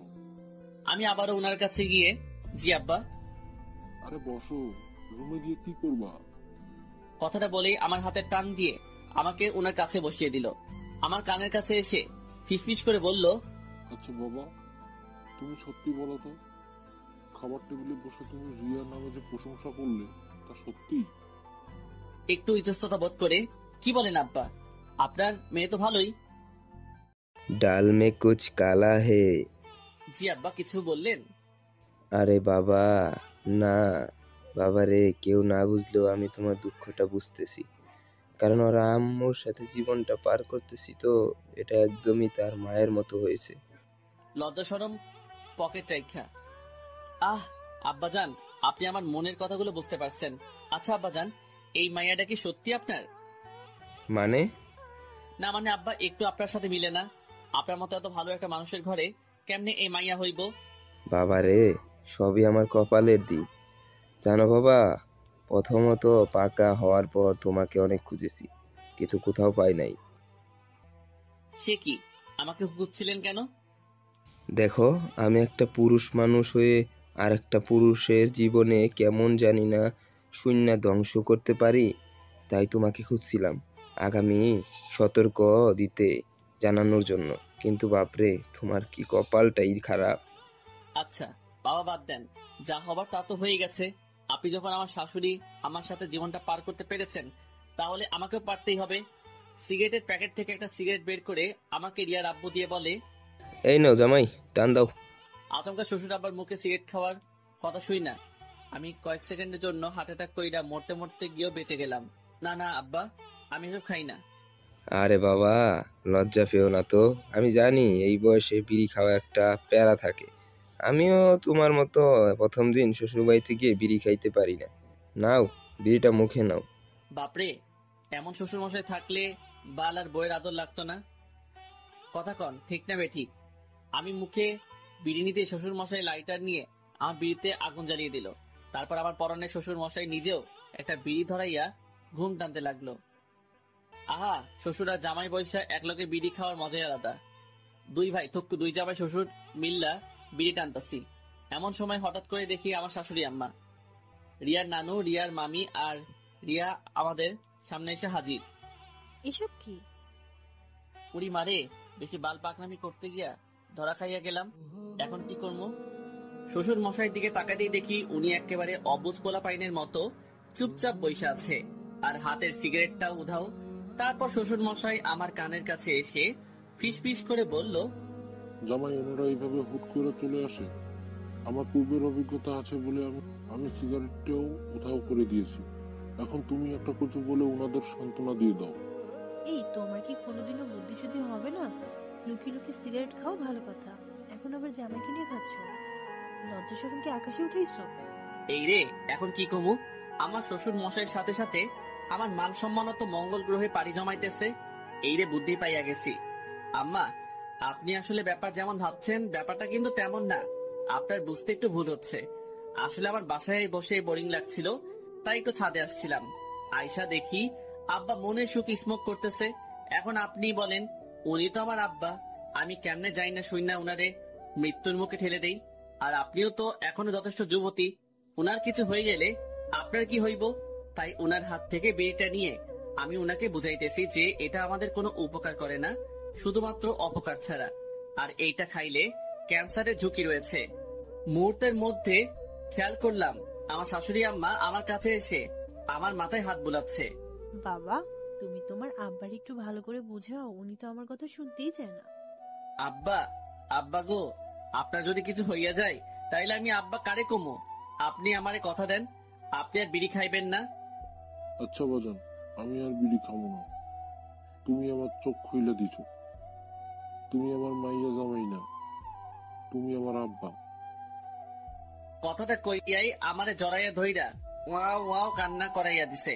তারপর কান্নাকাটি শেষ কইরা সবাইরে নিয়া ছাদ থেকে নামতে যাব, ঠিক তখনই আমার মহামান্য শ্বশুর মশাই আমার কানের কাছে এসে ফিসফিস করে বলল, জামাই তুমি কিন্তু হেব্বি টাউটা আছো।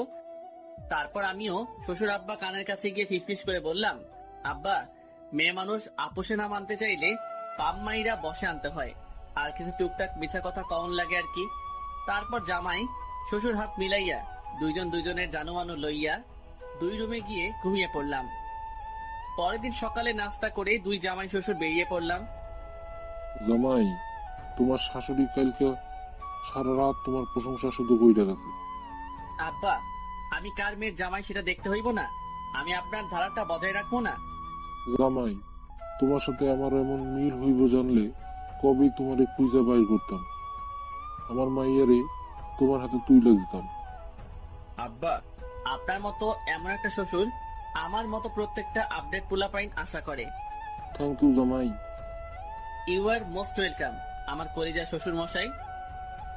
তারপর জামাই শ্বশুর কথা বলতে বলতে বাজারে পৌঁছাইলাম। বাজান আসো, আকবাইজ দোকানের পিছনে গিয়ে 2টি বিড়ি খেয়ে আসি। আরে আব্বা আপনি বিড়ি খাওয়ার জায়গাও রেডি করে রাখছেন? মনে মনে কয়েকবার চিল্লায় কইলাম, শ্বশুর মশাই জিন্দাবাদ। আরে বাবা, একটা সেফটির বিষয় আছে না, আমি তো লুকিয়ে খাই, নয়তো তোমার শাশুড়ি জানলে পরে কিয়ামতের আলামত দেখাইবে। আব্বা বুঝতে পারছি। তারপর বিড়ি খাওয়া শেষ কইরা 2 জন মিলে আবারও বাড়িতে চলে আসলাম।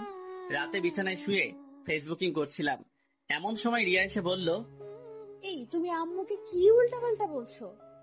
আম্মু আমাকে বকা দিচ্ছে কেন? লেখুকা আমি কখন আম্মারে কি কইলাম? তুমি আম্মুকে কেন বলছো আমি তোমার যত্ন করি না? ও মা, তা আমি কি মিথ্যা কথা বলছি নাকি? দেখো আমি কোনো ঝামেলা করতে চাই না, তুমি আর এসব আম্মুকে বলবা না। মামা বাড়ির আবদার, সত্যি কথা বললেই দোষ, তা আমারে মেনে নিলেই তো পারো। আমি না তোমার মতো ছেলেকে কখনোই মেনে নেব না। এ ভাই শোন, তোর মতো পেতনি যে আমার মতো এমন কিউট একটা পোলা পাইছস, ওইটাই তোর 7 জন্মের ভাগ্য। আবার মুখে মুখে তর্ক করে। উফ, আমি না তোমার সাথে আর কথা বলতে চাচ্ছি না। তো আমি কি কথা কইবা চাইতেছি নাকি? এই লক্ষ্মী শোনো না, দেখো তুমি এসব আম্মুর কাছে বললে আম্মু কি ভাববে?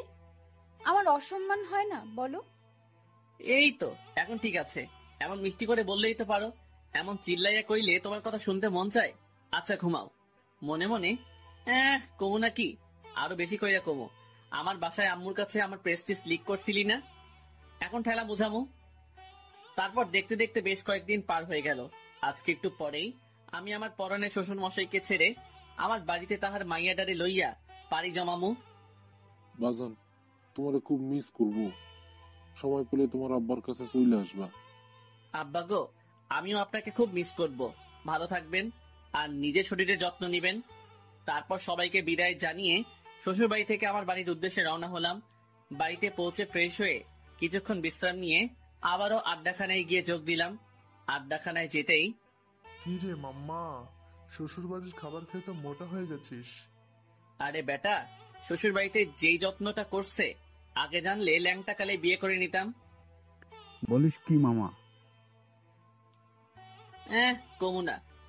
বুঝতে পারছি, ওই ছাড়া খায় ফিট হয়ে গেছস। এ বেটা আবার কি তোর ব্যাককেল মনে হয় নাকি? বউকে আরো উল্টো বাস দিয়ে আনছি। এখন আমার বাসায় গিয়ে দেখবি বউ আমার একেবারে তারের লাহান সোজা হইয়া গেছে। হয়েছে তোর চাপা রাখ, দেখমু গিয়ে কেমন সোজা করছস। তারপর হারামিগুলার সাথে কিছুক্ষণ আড্ডা দিয়ে রাতে বাসায় ফিরলাম। তারপর রাতের খাবার শেষ করে রুমে আসতেই, স্যার তোমাকে আমার কিছু বলার ছিল। বলো।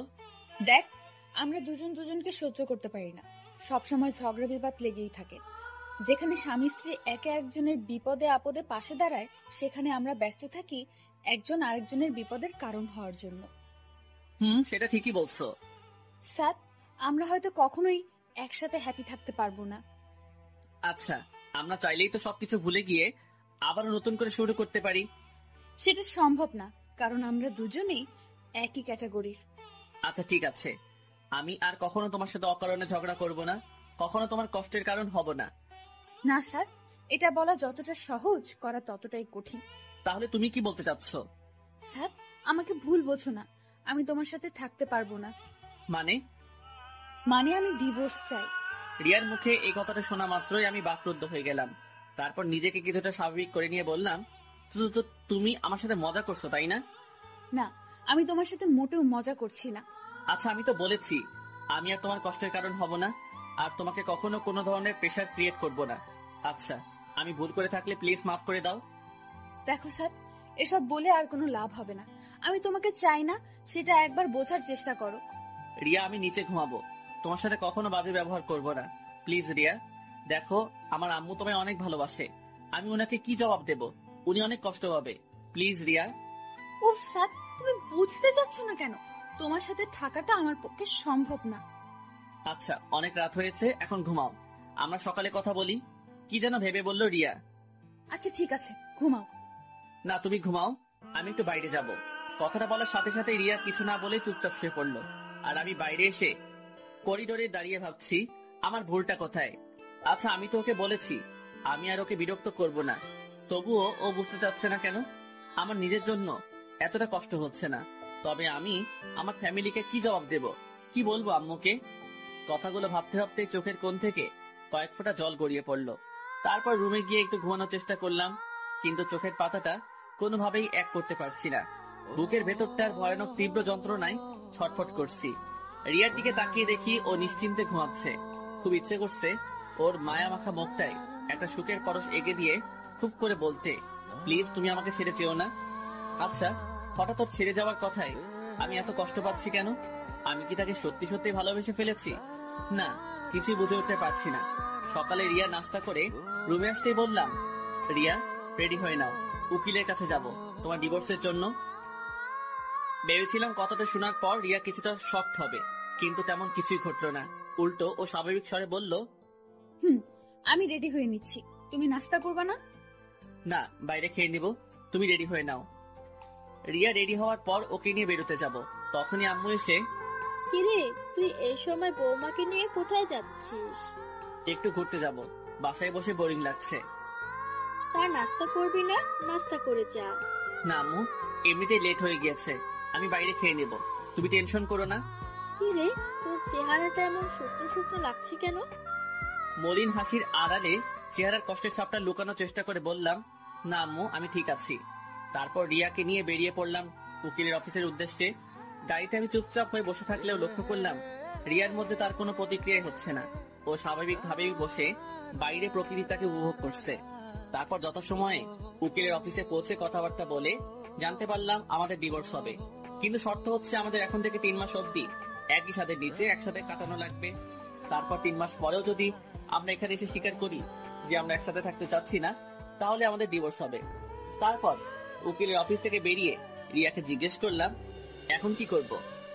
এখানে তো আর কিছু করার নেই, আমাদের 3 মাস অপেক্ষা করা ছাড়া আর তো কোনো উপায় দেখছি না।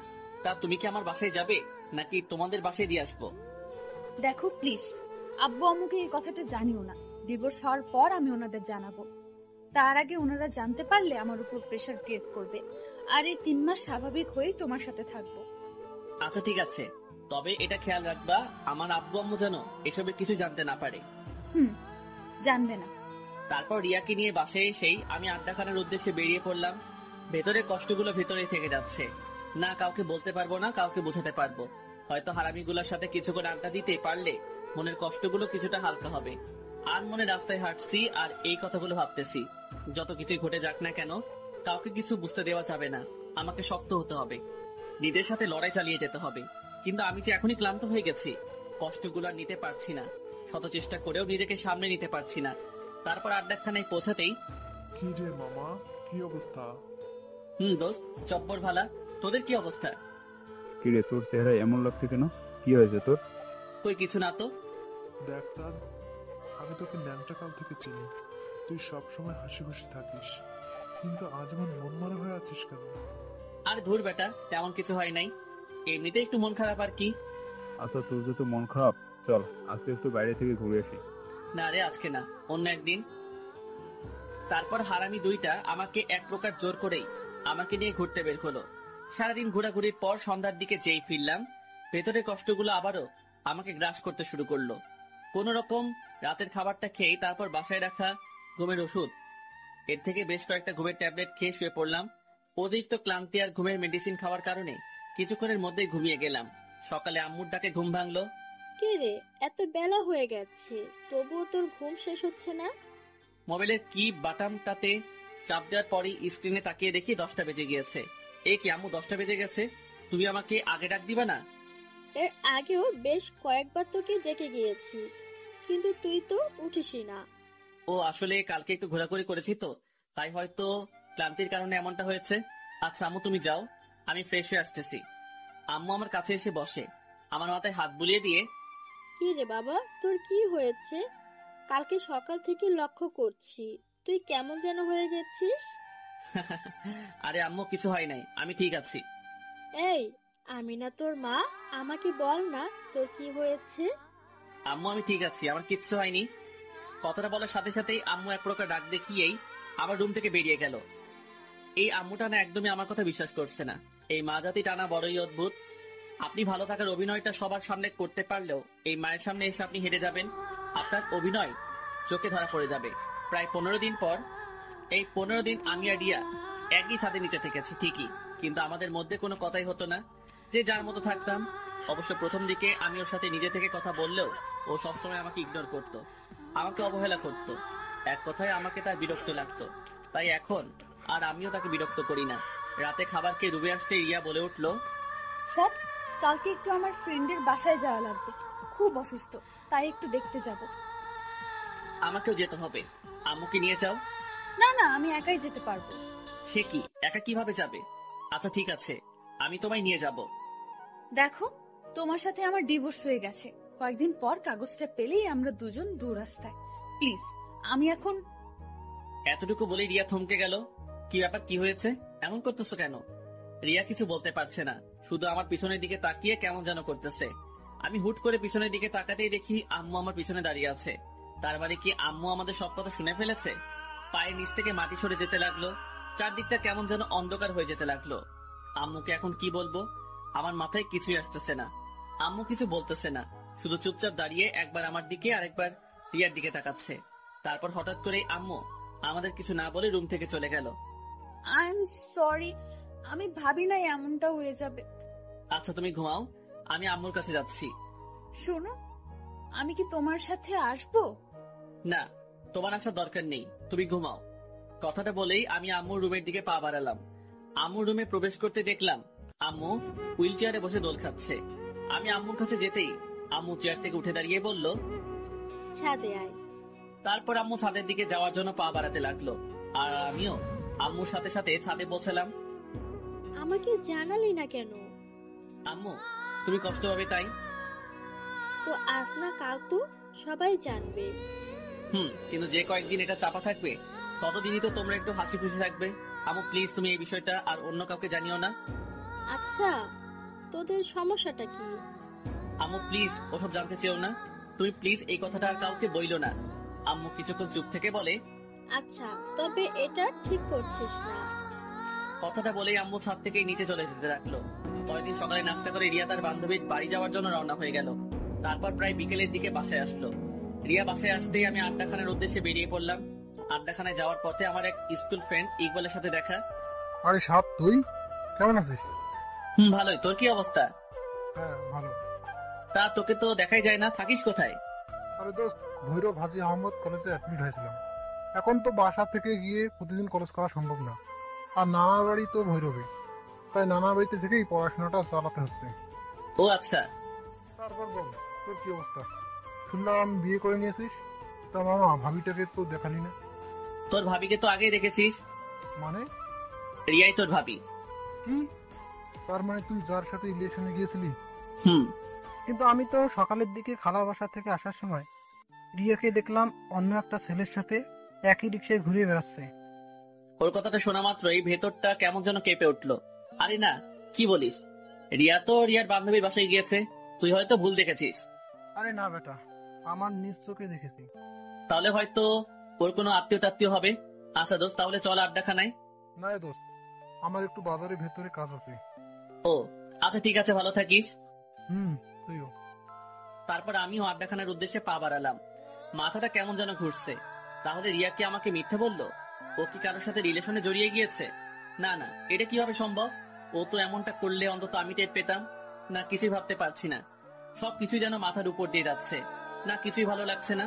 তাই আড্ডাখানায় না গিয়ে আবারও বাসার দিকে পা বাড়ালাম। বাসায় পৌঁছে আমার রুমে যেতেই দেখি রিয়া বিছানায় শুয়ে টিভি দেখছে। আমি টিভি রিমোটটা হাতে নিয়ে টিভিটা অফ করে দিতেই রিয়া বলে উঠলো, কি ব্যাপার, টিভি অফ করলো কেন? চেয়ারে বসতে বসতে, তুমি তোমার কোন ফ্রেন্ডের বাসায় গিয়েছিলে? কেন জানতে চাচ্ছি আর কি। আমি তোমার সব প্রশ্নের উত্তর দিতে বাধ্য নই। হ্যাঁ সেটাই তো, কারণ আমার সব প্রশ্নের উত্তর দিতে গেলে তো তোমার সব কুকর্ম ধরা পড়ে যাবে। কি বাজে কথা বলছো? তুমি তোমার কোনো মেয়ে ফ্রেন্ডের বাসায় যাওনি। তুমি কার সাথে ঘুরতে বের হয়েছিলা? কোনো নাগরের সাথে? দেখো স্যার, তুমি কিন্তু সীমা অতিক্রম করছো। আমি আফরিনের বাসায় গেছিলাম, ও অসুস্থ। তুমি আফরিনকে কল দিয়ে জানতে পারো। পকেট থেকে মোবাইলটা বের করে আফরিনকে কল দিলাম। কল রিসিভ হতেই, আসসালামু আলাইকুম। ওয়ালাইকুম আসসালাম। ভাইয়া কেমন আছেন? জি বোন, ভালো। শুনলাম তুমি নাকি অসুস্থ? জি ভাইয়া, একটু সিক। আচ্ছা, রিয়া তোমাকে দেখতে যাওয়ার কথা বলছিল, ও কি তোমার ওখানে গিয়েছিল? জি ভাইয়া, সকালে এসেছিল। ও আচ্ছা, ঠিকঠাক সময় মেডিসিন খেয়ে নিও। রাখছি তাহলে। তারপর লাইনটা কেটে দিতেই, এবার বিলিভ হয়েছে তো? দেখো, আমাদের আর কিছুদিন পরেই ডিভোর্স হয়ে যাবে। এর আগে আমি আর কোনো ঝামেলা চাচ্ছি না। কথাটা বলেই রিয়া রুম থেকে বেরিয়ে গেল। আমারও ভালো লাগছিল না, তাই বিছানায় শুয়ে পড়লাম একটু বিশ্রামের জন্য। কিন্তু মাথা থেকে একটা বিষয় কিছুতেই যাচ্ছে না। ইকবাল কি তাহলে সত্যি ভুল দেখলো? 21 দিন পর রাত প্রায় 3টা, কোন এক অজানা কারণে ঘুমটা ভেঙে গেল। হঠাৎ বিছানার দিকে চোখ যেতেই দেখি রিয়া বিছানায় নেই। কি ব্যাপার, এত রাতে রিয়া কোথায় যাবে? মুহূর্তের মধ্যে আবার ভাবলাম হয়তো টয়লেটে গিয়েছে। কথাটা ভেবেই আবার চোখের পাতা বন্ধ করে ঘুমানোর চেষ্টা করলাম। কিন্তু রহস্যময় ব্যাপার হলো, আমার কেন যেন মনে হচ্ছিল কিছু একটা ঝামেলা আছে। না একটু সজাগ থেকে দেখি তো। টয়লেটে গেলে তো 15 মিনিটের বেশি লাগার কথা না। 20 মিনিট হয়ে যাবার পরও রিয়ার কোনো খোঁজই নাই। বিছানা থেকে উঠে দৃঢ় পায়ে আসতে হাসতে টয়লেটের দরজার কাছে গিয়ে দরজায় কান রাখতে যা শুনলাম তা শোনার জন্য মোটেও প্রস্তুত ছিলাম না। ভেতরে যা ঘটছে, রিয়া সম্ভবত কারোর সাথে সম্পর্কে জড়িয়ে গিয়েছে, আর তার সাথে মোবাইলে কলের মাধ্যমে কথা বলছে। বাবু, তুমি একদম টেনশন করো না তো। সাদের সাথে আমার ডিভোর্সটা হয়ে গেলেই আমরা বিয়ে করে নেব। কি বলো তুমি এসব? আমি টেনশন করবো না তো কে করবে? তোমাকে অন্যের ঘরে রেখে আমি কিভাবে টেনশন মুক্ত থাকি তুমি বলো? আমি বুঝি তোমার কষ্ট হয়, কিন্তু আমিও তো তোমাকে ছাড়া ভালো নেই। আর মাত্র 2 মাস 9 দিন, তারপরে আমরা এক হয়ে যাব। না, কথাগুলো আর শুনতে পারছি না। দরজার কাছে কানটা সরিয়ে নিলাম। ভেতরটা কষ্টে আর ঘৃণায় ফেটে যাচ্ছে। আমি কিনা তাকে হারানোর যন্ত্রণায় শেষ হয়ে যাচ্ছিলাম। দরজার সামনে দাঁড়িয়ে আছি, প্রায় 10 মিনিট হয়ে গেছে। কিছুক্ষণ পরে রিয়া টয়লেট থেকে বের হতেই আমাকে দেখে চমকে গেল। ভয়ার্ত চেহারা নিয়ে রিয়া আমার দিকে এক দৃষ্টিতে তাকিয়ে আছে। কি ব্যাপার, এত ভয় পাচ্ছ কেন? কিছু হয়েছে? কই না তো। ওর কাছে গিয়ে, আরে কি হয়েছে আমাকে বলো। ভয় পাইছো? আরে ভয় পেও না, আমি আছি তো। যাও গিয়ে শুয়ে পড়ো। আপনারা কি ভাবছেন এত বড় একটা কাহিনী হয়ে গেল আর আমি ওকে কিছুই বলিনি? কেন? কারণ আমি এই কাহিনীটা অনেক আগে জেনে গিয়েছি। যেদিন ও প্রথম আমাকে ডিভোর্সের কথা বলেছিল, ওই দিনই আমার সন্দেহ হয়েছিল যে কিছু তো একটা গন্ডগোল আছেই। তারপর ইকবালের কথাটা শোনার পর আমার সন্দেহটা আরো তীব্র আকার ধারণ করলো। তারপর রিয়ার ফ্রেন্ড আফরিনকে কল দেওয়ার পর রিয়া আমার সাথে রাগ দেখিয়ে রুমের বাইরে যাওয়ার পর আমি আবারও আফরিনকে কল দিয়েছিলাম। আর আফরিনকে আমি বলি যে, আফরিন, রিয়া কখন বাসায় আসবে? সে কি, রিয়া তো সে কখন চলে গিয়েছে, এখনো বাসায় পৌঁছায়নি। বলো কি, রিয়া তোমার বাসা থেকে কয়টার দিকে বের হয়েছে? এই তো দুপুরে লাঞ্চের পরেই, এই ধরেন 2টার দিকে হবে। ও আচ্ছা, আমি ওকে মোবাইলে ট্রাই করেছিলাম আর কি, কিন্তু পাইনি। আমি তো একটু বাইরে, বাসায় গিয়ে দেখি ও আসছে কিনা। এই যে পাঠক সাহেবেরা, মিথ্যা বলছি বইলা আবার রাগ কইরেন না। ভাইরে, মাঝে মাঝে সত্যিটা সামনে বের করার জন্য কিছুটা মিথ্যা বলতে হয়। ও আচ্ছা, ও হয়তো পাশে চলে গিয়েছে, আপনি টেনশন করেন না। আর আমি ওর নাম্বারে ট্রাই করে দেখছি। না না, টেনশনের কিছু নাই, ও বাসাতেই আছে। আম্মু এখন মেসেজ দিয়ে বলল। তারপর আফরিনের কলটা কেটে দিয়েই সেদিন রাতে রিয়ার মোবাইলের কল লিস্ট চেক করে রিয়ার বয়ফ্রেন্ডের নাম্বারটা আমার মোবাইলে নিয়ে নিলাম। তারপর ওই হারামজাদারে কল দিয়া কৌশলে ওর ঠিকানা নিয়ে নিলাম। আর তারপর ওর ব্যাপারে গোপনীয়ভাবে খোঁজ নিয়ে জানতে পারলাম ওই হালায় আস্ত একটা ঢপবাজ। হালার অনেকগুলো গার্লফ্রেন্ড আছে। আর এই হালার পো হালার লাইগা আমার কিছু অবুঝ পাঠক ভাইয়েরা আজ সিঙ্গেল। যাই হোক, ওই হালার বেস্ট ফ্রেন্ডের থেকে জানতে পারলাম ও নাকি অনেক আগে থেকে রিয়াকে পছন্দ করত। আর আমার সাথে যখনই রিয়ার রিলেশন হয়ে যায় আর তখন ওই হালায় প্ল্যান করে রিয়ার কাছে আমার কিছু মিথ্যা ইনফরমেশন দিয়ে আমাকে রিয়ার কাছে খারাপ সাজিয়ে আমার সাথে রিয়ার ব্রেকআপ করিয়ে নেয়। আর তারপর রিয়ার একাকিতার সময়গুলোতেও ও পাশে থাকার অভিনয় করে ওর দুর্বলতার সুযোগ নিয়ে ওকে প্রপোজ করে। রিয়ার ভরসার হাত হয়ে রিয়ার পাশে দাঁড়ানোর আশ্বাস দেয়। আর রিয়াও ব্যাককেলের মতো ওর ফাঁদে পাড়া দিয়ে দেয়। আর ওই হারামজাদার নামটা হচ্ছে রোহান। আর রোহানের ফ্রেন্ডের সাথে কথা বলে যতটুকু জানতে পারলাম রিয়া নাকি আমাকে অসম্ভব ভালোবাসতো, কিন্তু রুহাইন্নার দেওয়া কিছু ভুল ইনফরমেশনের জন্য ও আমাকে ছেড়ে যেতে বাধ্য হয়েছিল। আর সবকিছু জানার পরও আমি এখনো কেন চুপ আছি, রিয়াকে কেন সবকিছু বলে দিচ্ছি না, এই প্রশ্নটা আপনাদের মনে করানো আছে তো? দেখেন, আমি যদি এখন রিয়াকে সবকিছু বলে দেই তাহলে রিয়া আমাকে বিশ্বাস নাও করতে পারে। তাই আমি আর আমার হারামি দুইটা বেস্টু লইয়া একখান সেই লেভেলের প্ল্যান তৈরি করলাম।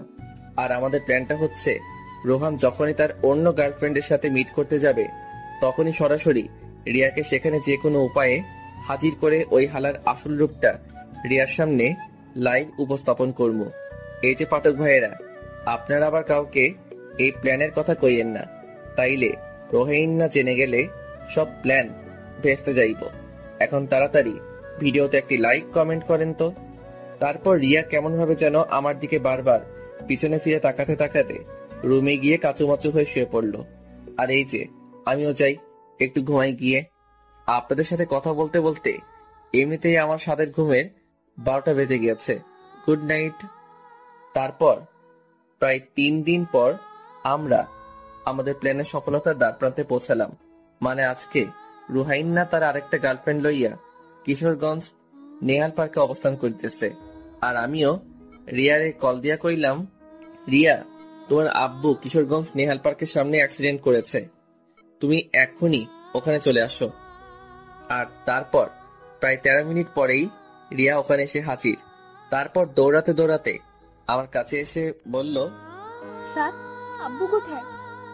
আরে শান্ত হও, তোমার আব্বুর কিচ্ছু হয় নাই। মানে তাহলে আমাকে যে বললা আব্বু অ্যাক্সিডেন্ট করেছে, মানেটা আমার সাথে আসলেই বুঝতে পারবা। তারপর রিয়ার হাত ধরে নেহাল পার্কে প্রবেশ করে রোহানের পিছন থেকে আমি রিয়াকে ওর কাছে নিয়ে গিয়ে, দেখো তো চিনতে পারো কিনা তোমার এই নাগরকে, যার মিথ্যে মায়া জড়িয়ে গিয়ে আমাকে ভুল বুঝে ছেড়ে গিয়েছিলে, আবার এখন বিয়ের পরও আমাকে আবার ছেড়ে যাচ্ছ এই ভণ্ডটার জন্য। রিয়া রোহানের সামনে যেতেই রোহানের গালে একটা ঠাস করে শব্দ শুই না বুঝতে পারলাম অ্যাকশন ডাইরেক্ট কেলানিতে চইলা গেছে। ওই হালা, তোর জন্মের ঠিক আছে? তুই নাকি আমার জন্য 13 নদী পার কইরা আমাকে সেফটি দিতে পারবি, এই তার নমুনা? তুই আমাকে কেন ঠকাইলি? তারপর রিয়া পাশে রাখা একটা আইক্কাওয়ালা বাস লইয়া রোহাইন্নারে ইচ্ছা মতো কেলাইতে লাগলো।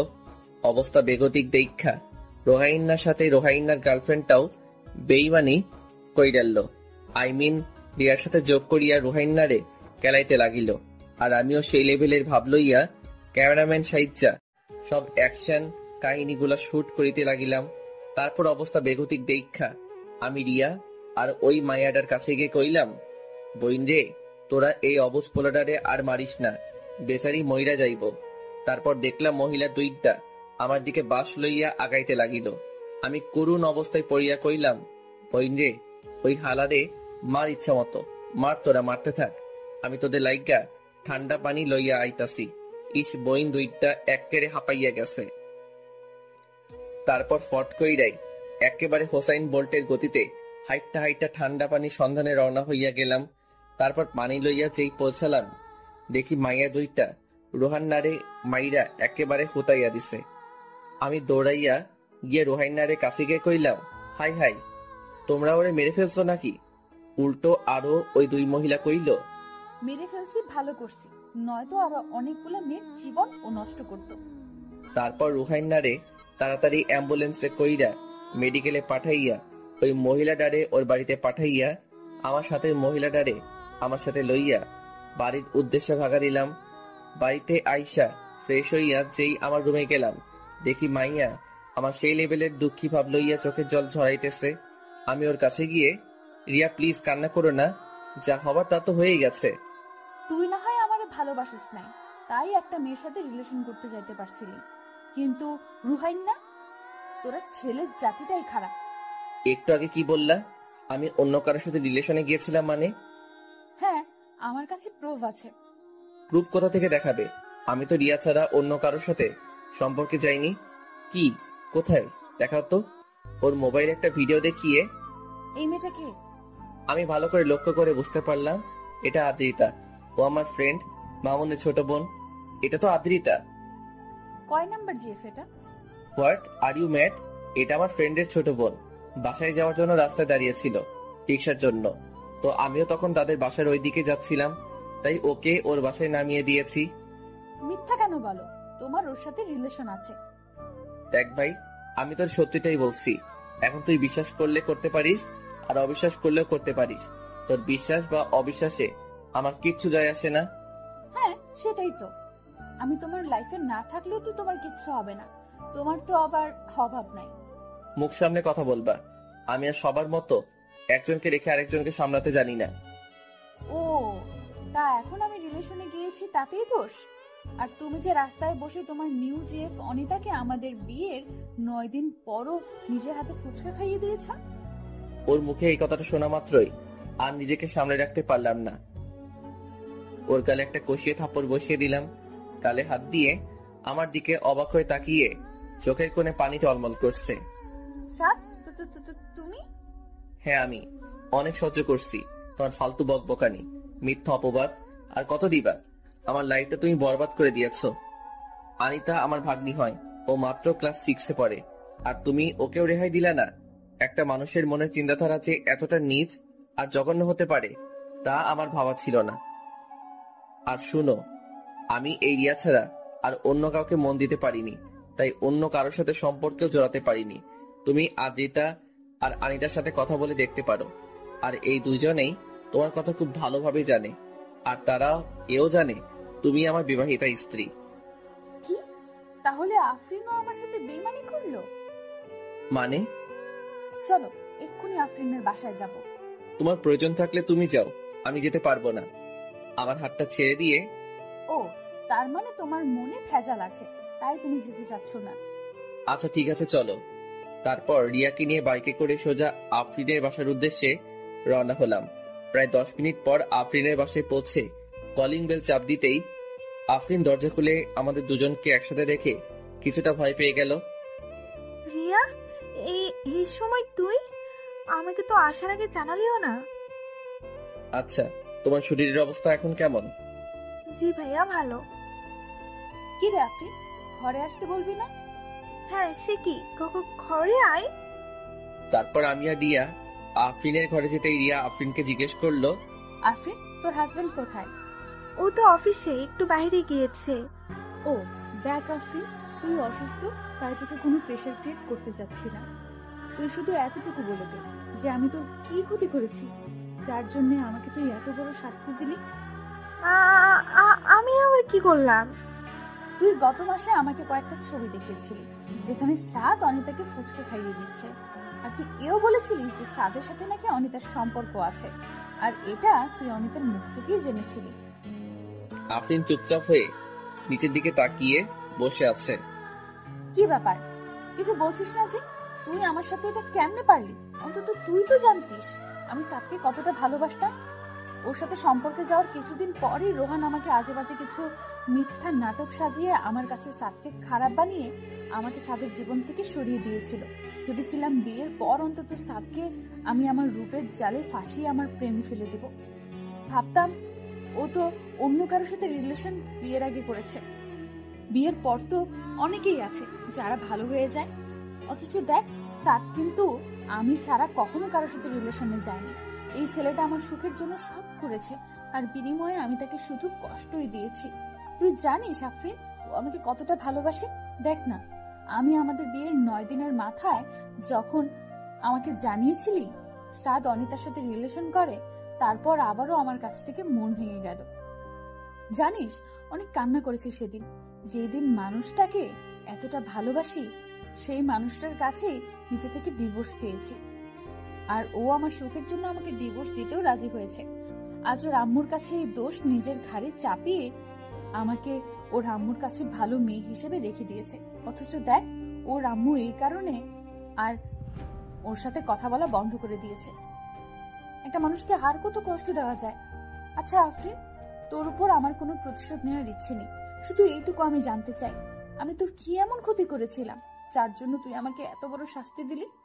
এখানে তোর কোনো দোষ নেই, এখানে পুরো অপরাধটাই আমার। গত মাসে তোর ভাই কিডনির সমস্যার জন্য মেডিকেলে ভর্তি করিয়েছিলাম। হ্যাঁ, সেটাই তো আমি জানি। কিন্তু তুই এটা জানিস না, ওকে সুস্থ করে তুলতে আমার তখন 10 লাখ টাকার মতো লাগতো। জানিস, আত্মীয় স্বজনদের মধ্যে কারোর কাছে তখন 1 টাকাও পাইনি। আমরা তো মধ্যবিত্ত, কোথা থেকে এত টাকা জোগাড় করবো বল? আর অন্যদিকে সাব্বির মৃত্যুর মুখে ঢলে পড়ছিল প্রতিটা মুহূর্তে। রিয়া, তুই আমাকে শাস্তি দে। বিশ্বাস কর, সাত ভাই অনেক ভালো, আর তুই অনেক ভাগ্যবতী একটা মেয়ে যে 7 ভাইয়ের একটা মানুষকে তোর লাইফ পার্টনার হিসেবে পেয়েছিস। রিয়া, জানিস, এই টাকার জন্য যখন আমার দিশাহারার মতো অবস্থা, তখন আমার কাছে একটা বাজে প্রস্তাব আসে। আর সেই প্রস্তাবটা নিয়ে এসেছিল রোহান। ও তখন বলেছিল, যদি আমি তোর চোখে সাতকে খারাপ বানিয়ে তোদের আলাদা করতে পারি, তাহলে রোহান আমাকে 10 লাখ টাকা দেবে। আর আমিও আমার স্বামীকে বাঁচানোর জন্য এত বড় একটা খারাপ কাজ করতে রাজি হয়েছিলাম। তুই শুধুমাত্র টাকার জন্য? তুই আমাকে বলতে পারতি, আমি তোকে টাকা দিতাম। আমাকে মাফ করে দে, আমি খুব বড় অন্যায় করে ফেলেছি। আফরিনের কথায় কান্না দিয়ে আমার হাত ধরে বলল, সাত, চলো বাসায় যাব। তারপর রিয়াকে নিয়ে বাসায় চলে আসলাম। রাতে বিছানায় শুয়ে আছি, এমন সময় রিয়া এসে আমার পা জড়িয়ে ধরে কান্না করতে করতে বলল, সাত, আমার ভুল হয়ে গিয়েছে, আমাকে মাফ করে দাও। দেখো, যা হবার তা হয়ে গিয়েছে, এখন আর আমার কিছু করার নেই। ডিভোর্স পেপারটা হাতে আসলেই আমি সাইন করে তোমাকে মুক্তি দিয়ে দিব। স্যার, আমি তো ইচ্ছে করে কিছু করিনি, আর আমি তো তোমায় ভালোবাসি। দেখো, আমি তোমার কোনো কথা শুনতে চাই না, প্লিজ আমাকে আমার মতো থাকতে দাও। আচ্ছা, তুমি খাটে ঘুমিয়ে যাও, আমি নিচে ঘুমাবো। তারপর রিয়ার কথার কোনো উপেক্ষা না করেই আমি নিচে বিছানা করে শুয়ে পড়লাম। পরের দিন সকালে নাস্তা করে বাইরে বেরোতে যাব, ঠিক তখনই রিয়া আমার সামনে এসে আমাকে হঠাৎ করে জড়িয়ে ধরে হু হু করে কান্না করে দিল। এই কি হয়েছে? এমন বোকার মতো কান্না করতেছো কেন? প্লিজ আমায় ছেড়ে দিও না, আমি তোমায় অনেক ভালোবাসি। শুনো, একটা মানুষকে শুধুমাত্র ভালোবাসলেই হয় না, তার প্রতি বিশ্বাস আর ভরসাটাও রাখতে হয়, যেটা তোমার মধ্যে নেই। স্যার, আমি তোমায় অনেক বিশ্বাস করি। বিশ্বাস? তাও তুমি এই আমাকে? How funny. শুনো, ভালোবাসার মানুষটা ভুল করলেও তাকে শুধরানোর একটা সুযোগ দিতে হয়, তার পাশে থেকে ওই ভুল পথ থেকে তাকে ফিরিয়ে আনতে হয়। আর তাতেও যদি সেই মানুষটার মধ্যে কোনো পরিবর্তন না ঘটে, তাহলে তাকে ছেড়ে দেওয়াটাই শ্রেয়। কিন্তু তুমি কি করছো? দেখো, আমাকে এবারের মতো মাফ করে দাও, আমি আর কখনো এমন ভুল করব না। মাফ? তাও তোমায়? কই, আমাকে তো তুমি মাফ করনি। আমি তো তোমায় বলেছিলাম আমার আম্মু হার্টের রোগী, আমার আম্মু এটা সইতে পারবে না। তুমি আমাকে ডিভোর্স দিও না, আমি তোমার সব কথাই শুনবো, তোমার কোনো প্রকার কষ্টের কারণ হব না। আমাকে তো তুমি একটা সুযোগও দাওনি। আচ্ছা, আমি তো কোনো ভুল করিনি, তাও তুমি আমার শাস্তি দিয়েছ। আচ্ছা, তুমি ফিরিয়ে দিতে পারবে আমার কষ্টের সেই রাতগুলো? ফিরিয়ে আনতে পারবে আমার আর আম্মুর সেই বন্ধু মোহন সম্পর্কটাকে? আমার আম্মুর চোখের জলের মূল্য তুমি রিয়া দিতে পারবে? আমার আম্মু তো কোনো ভুল করেনি, তোমাকে সে নিজের মেয়ের থেকেও বেশি ভালো আর ভরসা করত। আর সে মানুষটার চোখের পানিও তোমার হৃদয়টাকে নরম করতে পারেনি। আমাকে তুমি যে শাস্তি দেবে আমি মাথা পেতে নিব, তবুও আমাকে ছেড়ে দিও না প্লিজ। আই এম সরি, তোমার শাস্তি একটাই, তুমি আমার জীবন থেকে চলে যাও। কথাটা বলেই আমি আমার বাইরে চলে আসলাম। রুবেলকে আর হাবিবকে কল দিয়ে আড্ডাখানায় আসতে বলে আমিও আড্ডাখানায় চলে গেলাম। তারপর ওদের সাথে আড্ডা দিয়ে দুপুরের দিকে বাসায় ফিরে গোসল করে দুপুরের খাবার খেয়ে একটু বিশ্রাম নিচ্ছিলাম। তখনই খেয়াল করলাম রিয়া রুমে বসে নীরবে চোখে জল ফেলতেছে। হঠাৎ করে কেমন যেন একটু মায়া হলো। আমি উঠে তার কাছে গিয়ে বসলাম। তারপর ওকে বললাম, দেখো রিয়া, কান্না করলে আর এখন কোনো লাভ হবে না। এত সুন্দর চেহারাটা শুধু শুধু খারাপ করো না। আমি একদিকে কান্না করতেছি আর তুই মজা লস? লেখোকা, আমি মজা লইলাম কই? আমি তো তোমাকে ভালো উপদেশ দিচ্ছি। দেখো, তোমার এই সুন্দর চেহারাটা নষ্ট হয়ে গেলে আর কেউই তোমার দিকে ফিরেও তাকাবে না। আর রোহানের মতো ছেলেরা তোমাকে পাওয়ার আকাঙ্ক্ষাও করবে না। তখন তোমার কি হবে? প্লিজ কান্না করো না। তুমি থাকো তোমার উপদেশ নিয়ে। কথাটা কইয়াই এক বদনা রাগ আমার দিকে ছুড়ে মাইরা আর এক বস্তা রাগ তাহার সাথে লইয়া ছাদের উদ্দেশ্যে ভাগা দিল। চা বাবা, বেশি কষ্ট দিয়ে ফেললাম না তো? নিশ্চয়ই এখন ছাদে গিয়ে ফুপিয়ে ফুপিয়ে কান্না করবে। থাক, কষ্ট পাক গিয়ে। সে কষ্ট পাইলে আমার কি? একটু কষ্ট করে বুঝুক। অন্য কাউকে কষ্ট দিলে তা সহ্য করতে তা কতটা কষ্ট হয়। তারপর আমিও হাত পা ছাইরা দিয়া সেই লেভেলের একটা ঘুম দিলাম। বিকেলের দিকে ঘুম ভাঙলো রুবেলের কলের রিংটং এর আওয়াজে। কিরে বেটা, কই তুই? বাসায় ঘুমাইতেছি। তাড়াতাড়ি ঘুমটা পকেটে লয়ে আড্ডাখানায় আয়। আচ্ছা ভাই, মই আইতে আসি। তারপর বিছানা থেকে উঠে ফ্রেশ হয়ে আড্ডাখানার উদ্দেশ্যে বেরিয়ে পড়লাম। তারপর হারামিগুলোর সাথে আড্ডা শেষ করে রাতে বাসায় ফিরলাম। রাতের খাবার শেষ করে যে খাবার টেবিল থেকে উঠতে যাব, ঠিক তখনই লক্ষ্য করলাম রিয়া খাবার শুধু নাড়াচাড়া করছে, কিন্তু খাচ্ছে না। রিয়া, খাচ্ছ না কেন? আমার দিকে করুণ দৃষ্টিতে তাকিয়ে বলল, আমার খেতে ইচ্ছে করে না। মা, আমার তোমার কিছু হয়েছে? শরীর খারাপ? না বাবা, আমি ঠিক আছে। বিকালে হালকা কিছু খেয়েছি তো, তাই ক্ষুধা মরে গেছে। আচ্ছা, জোর করে খেয়ে নাও। কথাটা বলেই আমি আমার রুমে এসে কানে হেডফোন গুঁজে গান শুনতে শুনতে ঘুমিয়ে পড়লাম। 3 দিন পর রাতে বিছানায় শুয়ে আছি। এমন সময় রিয়া আমার কাছে এসে বলল, আমার কিছু বলার ছিল। বলো। তুমিই তো বলো, ছেড়ে যাওয়া না, মানিয়ে নেওয়াটাই ভালোবাসা। তাহলে তুমি আমাকে এখন ছেড়ে দিচ্ছ কেন? দেখো, তুই যদি ভুল করতে বা আমায় শুধুমাত্র ছেড়ে যেতে, তাহলে আমি তোমায় মানিয়ে নিতাম। কিন্তু তুমি তো আমাকে শুধু ছেড়ে যাওনি, আমাকে দিনের পর দিন ঠকিয়েছ। বিয়ের আগে না হয় আমাকে কিছু না বলে তুমি ছেড়ে গিয়েছিলে, কারণ আমি শুধুমাত্র একাই কষ্ট পেতাম। কিন্তু বিয়ের পর তুমি শুধু আমাকে ছেড়ে যাচ্ছিলে না, ছেড়ে যাচ্ছিলে আমার মা বাবা সবাইকে।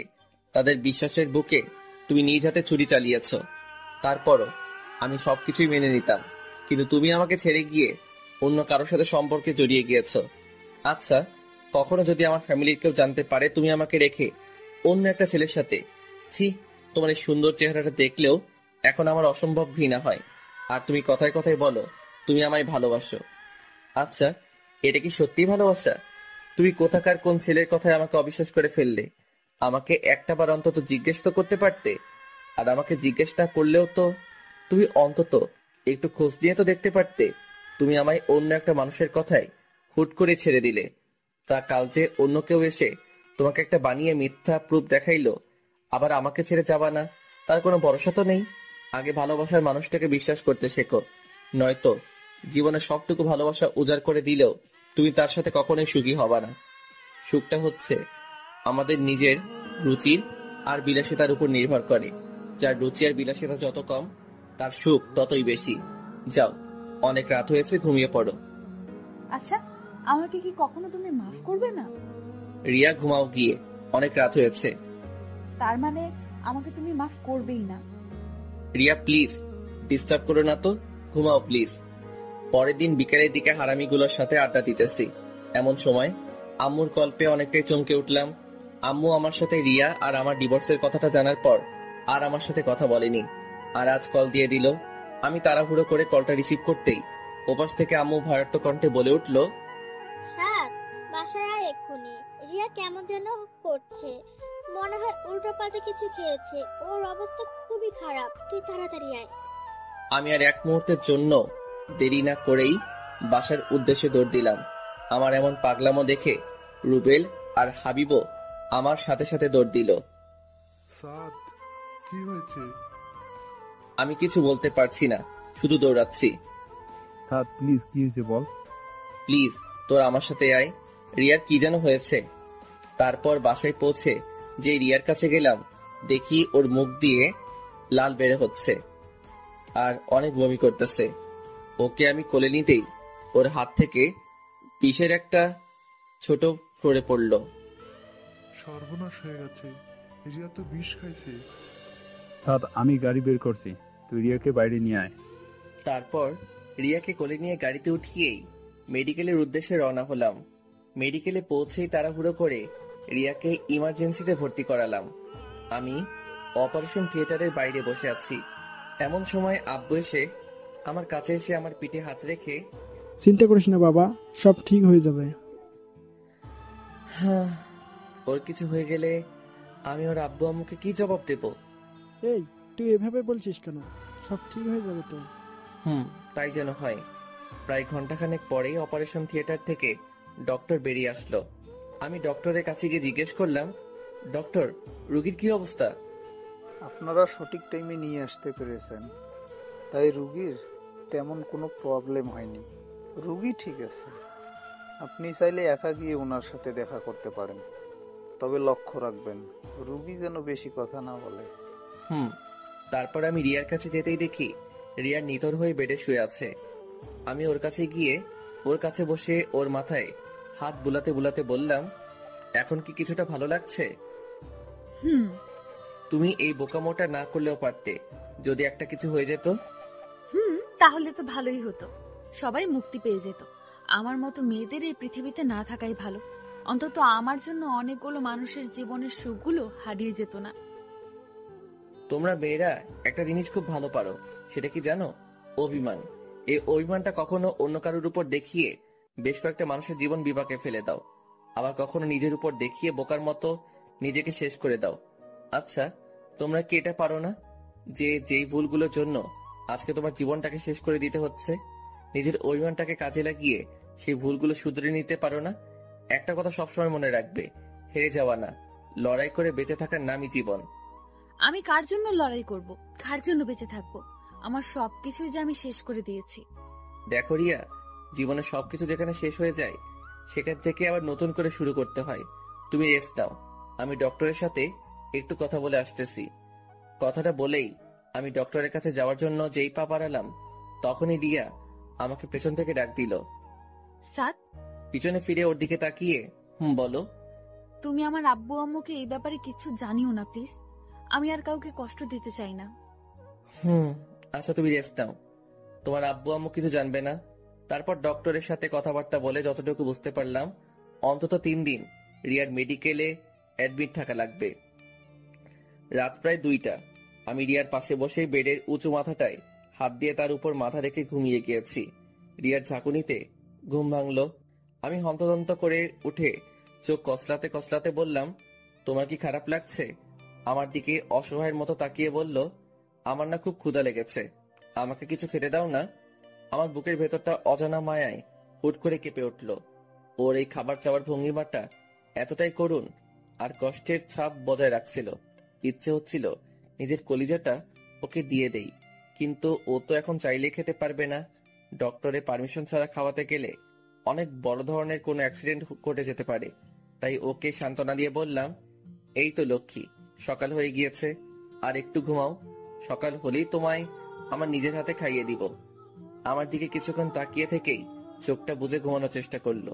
তারপর সকালে ডক্টর আসার পর রিয়াকে চেক আপ করে ডক্টর জানালো যে দুপুরের দিকে তাকে খাওয়ানো যাবে, তবে খুব অল্প পরিমাণ খাবার খাওয়াতে হবে।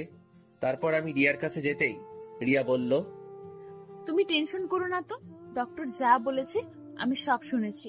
আমি এখন একটু ঘুমাই, আর তুমি খেয়ে নাও। না খেয়ে খেয়ে কতটা শুকিয়ে গিয়েছো। আচ্ছা, তুমি ঘুমাও, আমি খেয়ে নেব নে। না, তুমি এক্ষুনি খাবা, যাও খেয়ে নাও। আমি ঘুমাচ্ছি। কি হলো? তুমি ঘুমাও, আমি খেয়ে নেব। কথাটা বলে আমি রিয়ার কপালে একটা চুমু এঁকে দিয়ে ওর মাথায় হাত বুলাতে লাগলাম। কিছুক্ষণ পরই খেয়াল করলাম রিয়া ঘুমিয়ে গিয়েছে। এই পরিটার চেহারাটা এই কয়েকদিনের ব্যবধানে একেবারে রানু মণ্ডলের আকার ধারণ কইরা লাগছে। পরের দিন রিয়াকে মেডিকেল থেকে বাসায় নিয়ে গেলাম। রাতে খাবার খেয়ে রুমে এসে শুয়ে বিশ্রাম নিচ্ছি। এমন সময় রিয়া আমার কাছে এসে বলল, এ কি, তুমি নিচে বিছানা করছো কেন? আমি তো নিচেই ঘুমাবো। তুমি কি আমায় কখনোই ক্ষমা করবে না? সেটা সময় হলেই বুঝতে পারবে। এখন ঘুমাও। আর শোনো, আশা করি মৃত্যুর স্বাদটা যে কতটা কঠিন আর ভয়ানক সেটা কিছুটা হলেও আন্দাজ করতে পেরেছো। আমি জানি এমন বোকামি আর কখনো করবা না। যাও ঘুমিয়ে পড়ো। লক্ষ্য করলাম রিয়া আর কিছু না বলে চুপচাপ শুয়ে পড়লো। তারপর এইভাবেই চলে গেল বেশ কিছুদিন। আমাদের ডিভোর্সের আর মাত্র 9 দিন বাকি আছে। বিকেলের দিকে ছাদে বসে প্রকৃতিটাকে উপভোগ করছিলাম। এমন সময় লক্ষ্য করলাম রিয়া একটা ব্ল্যাক শাড়ি পরে ছাদে আসলো। তারপর আমার কাছে গিয়ে বলল, দেখো তো আমায় কেমন লাগছে। খুব ভালো।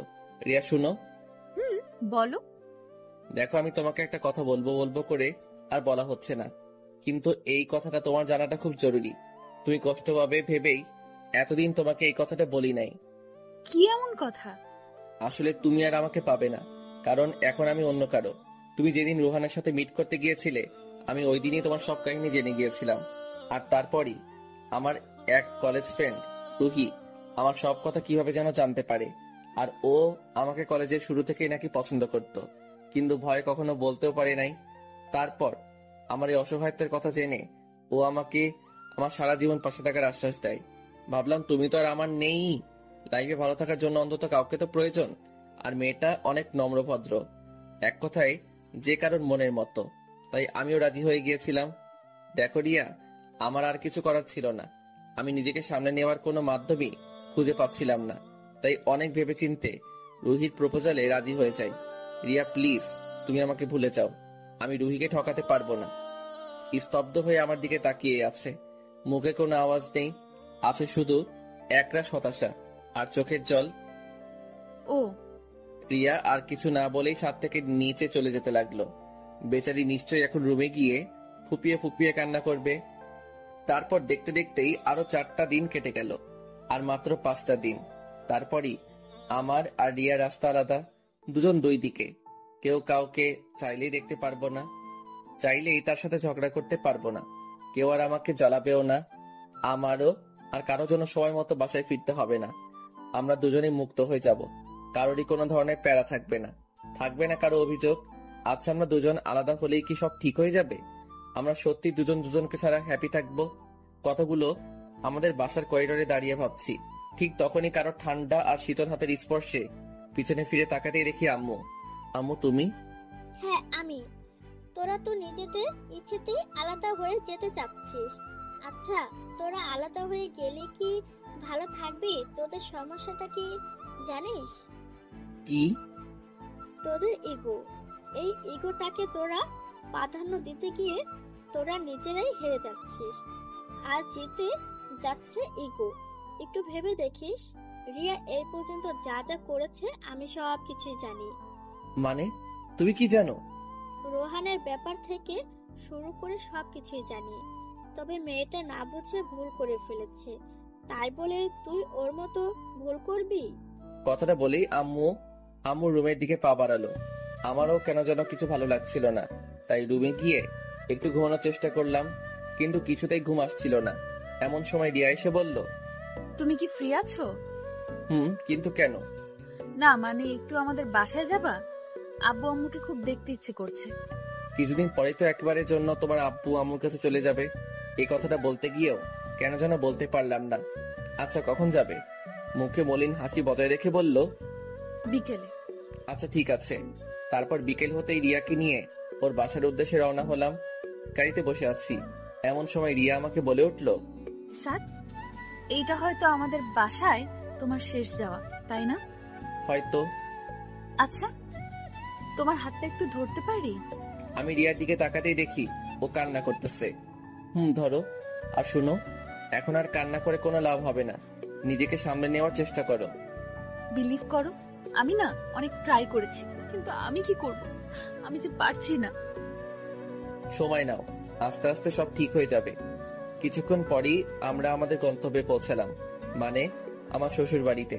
তারপর শ্বশুর বাড়িতে যেই পা রাখলাম, আমার মহামান্য শ্বশুর মশাই আমাকে দেখিবা মাত্রই মুখে এক গাঁটটি হাসি বজায় রাখা আমার দিকে এগোতে এগোতে বলল, আরে আমার জামাই বাবা আসছে, এতদিন পর আমার কথা মনে পড়লো।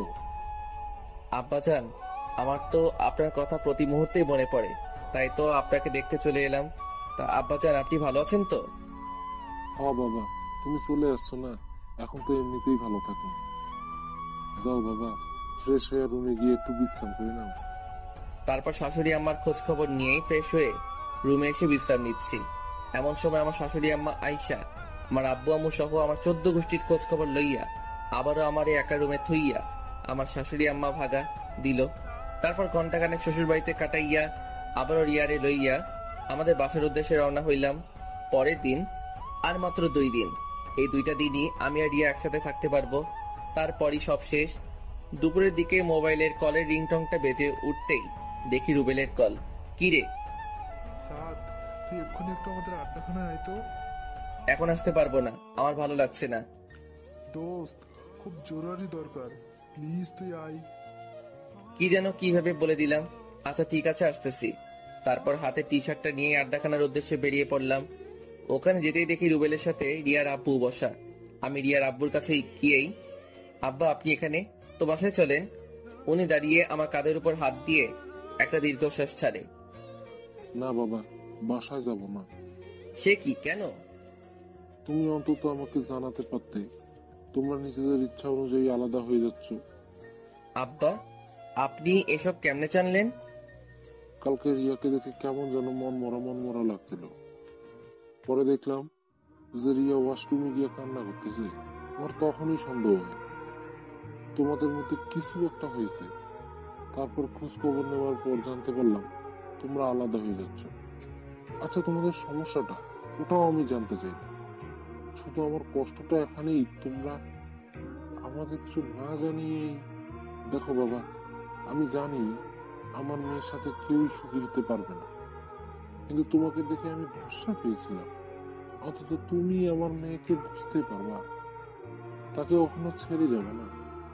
আচ্ছা, আমার একটা তাড়া আছে, আমি যাচ্ছি। আব্বা শুনেন, রিয়ার আব্বু আমার কথায় কান্না দিয়ে গাড়িতে উঠে উনার মতো উনি চলে গেল।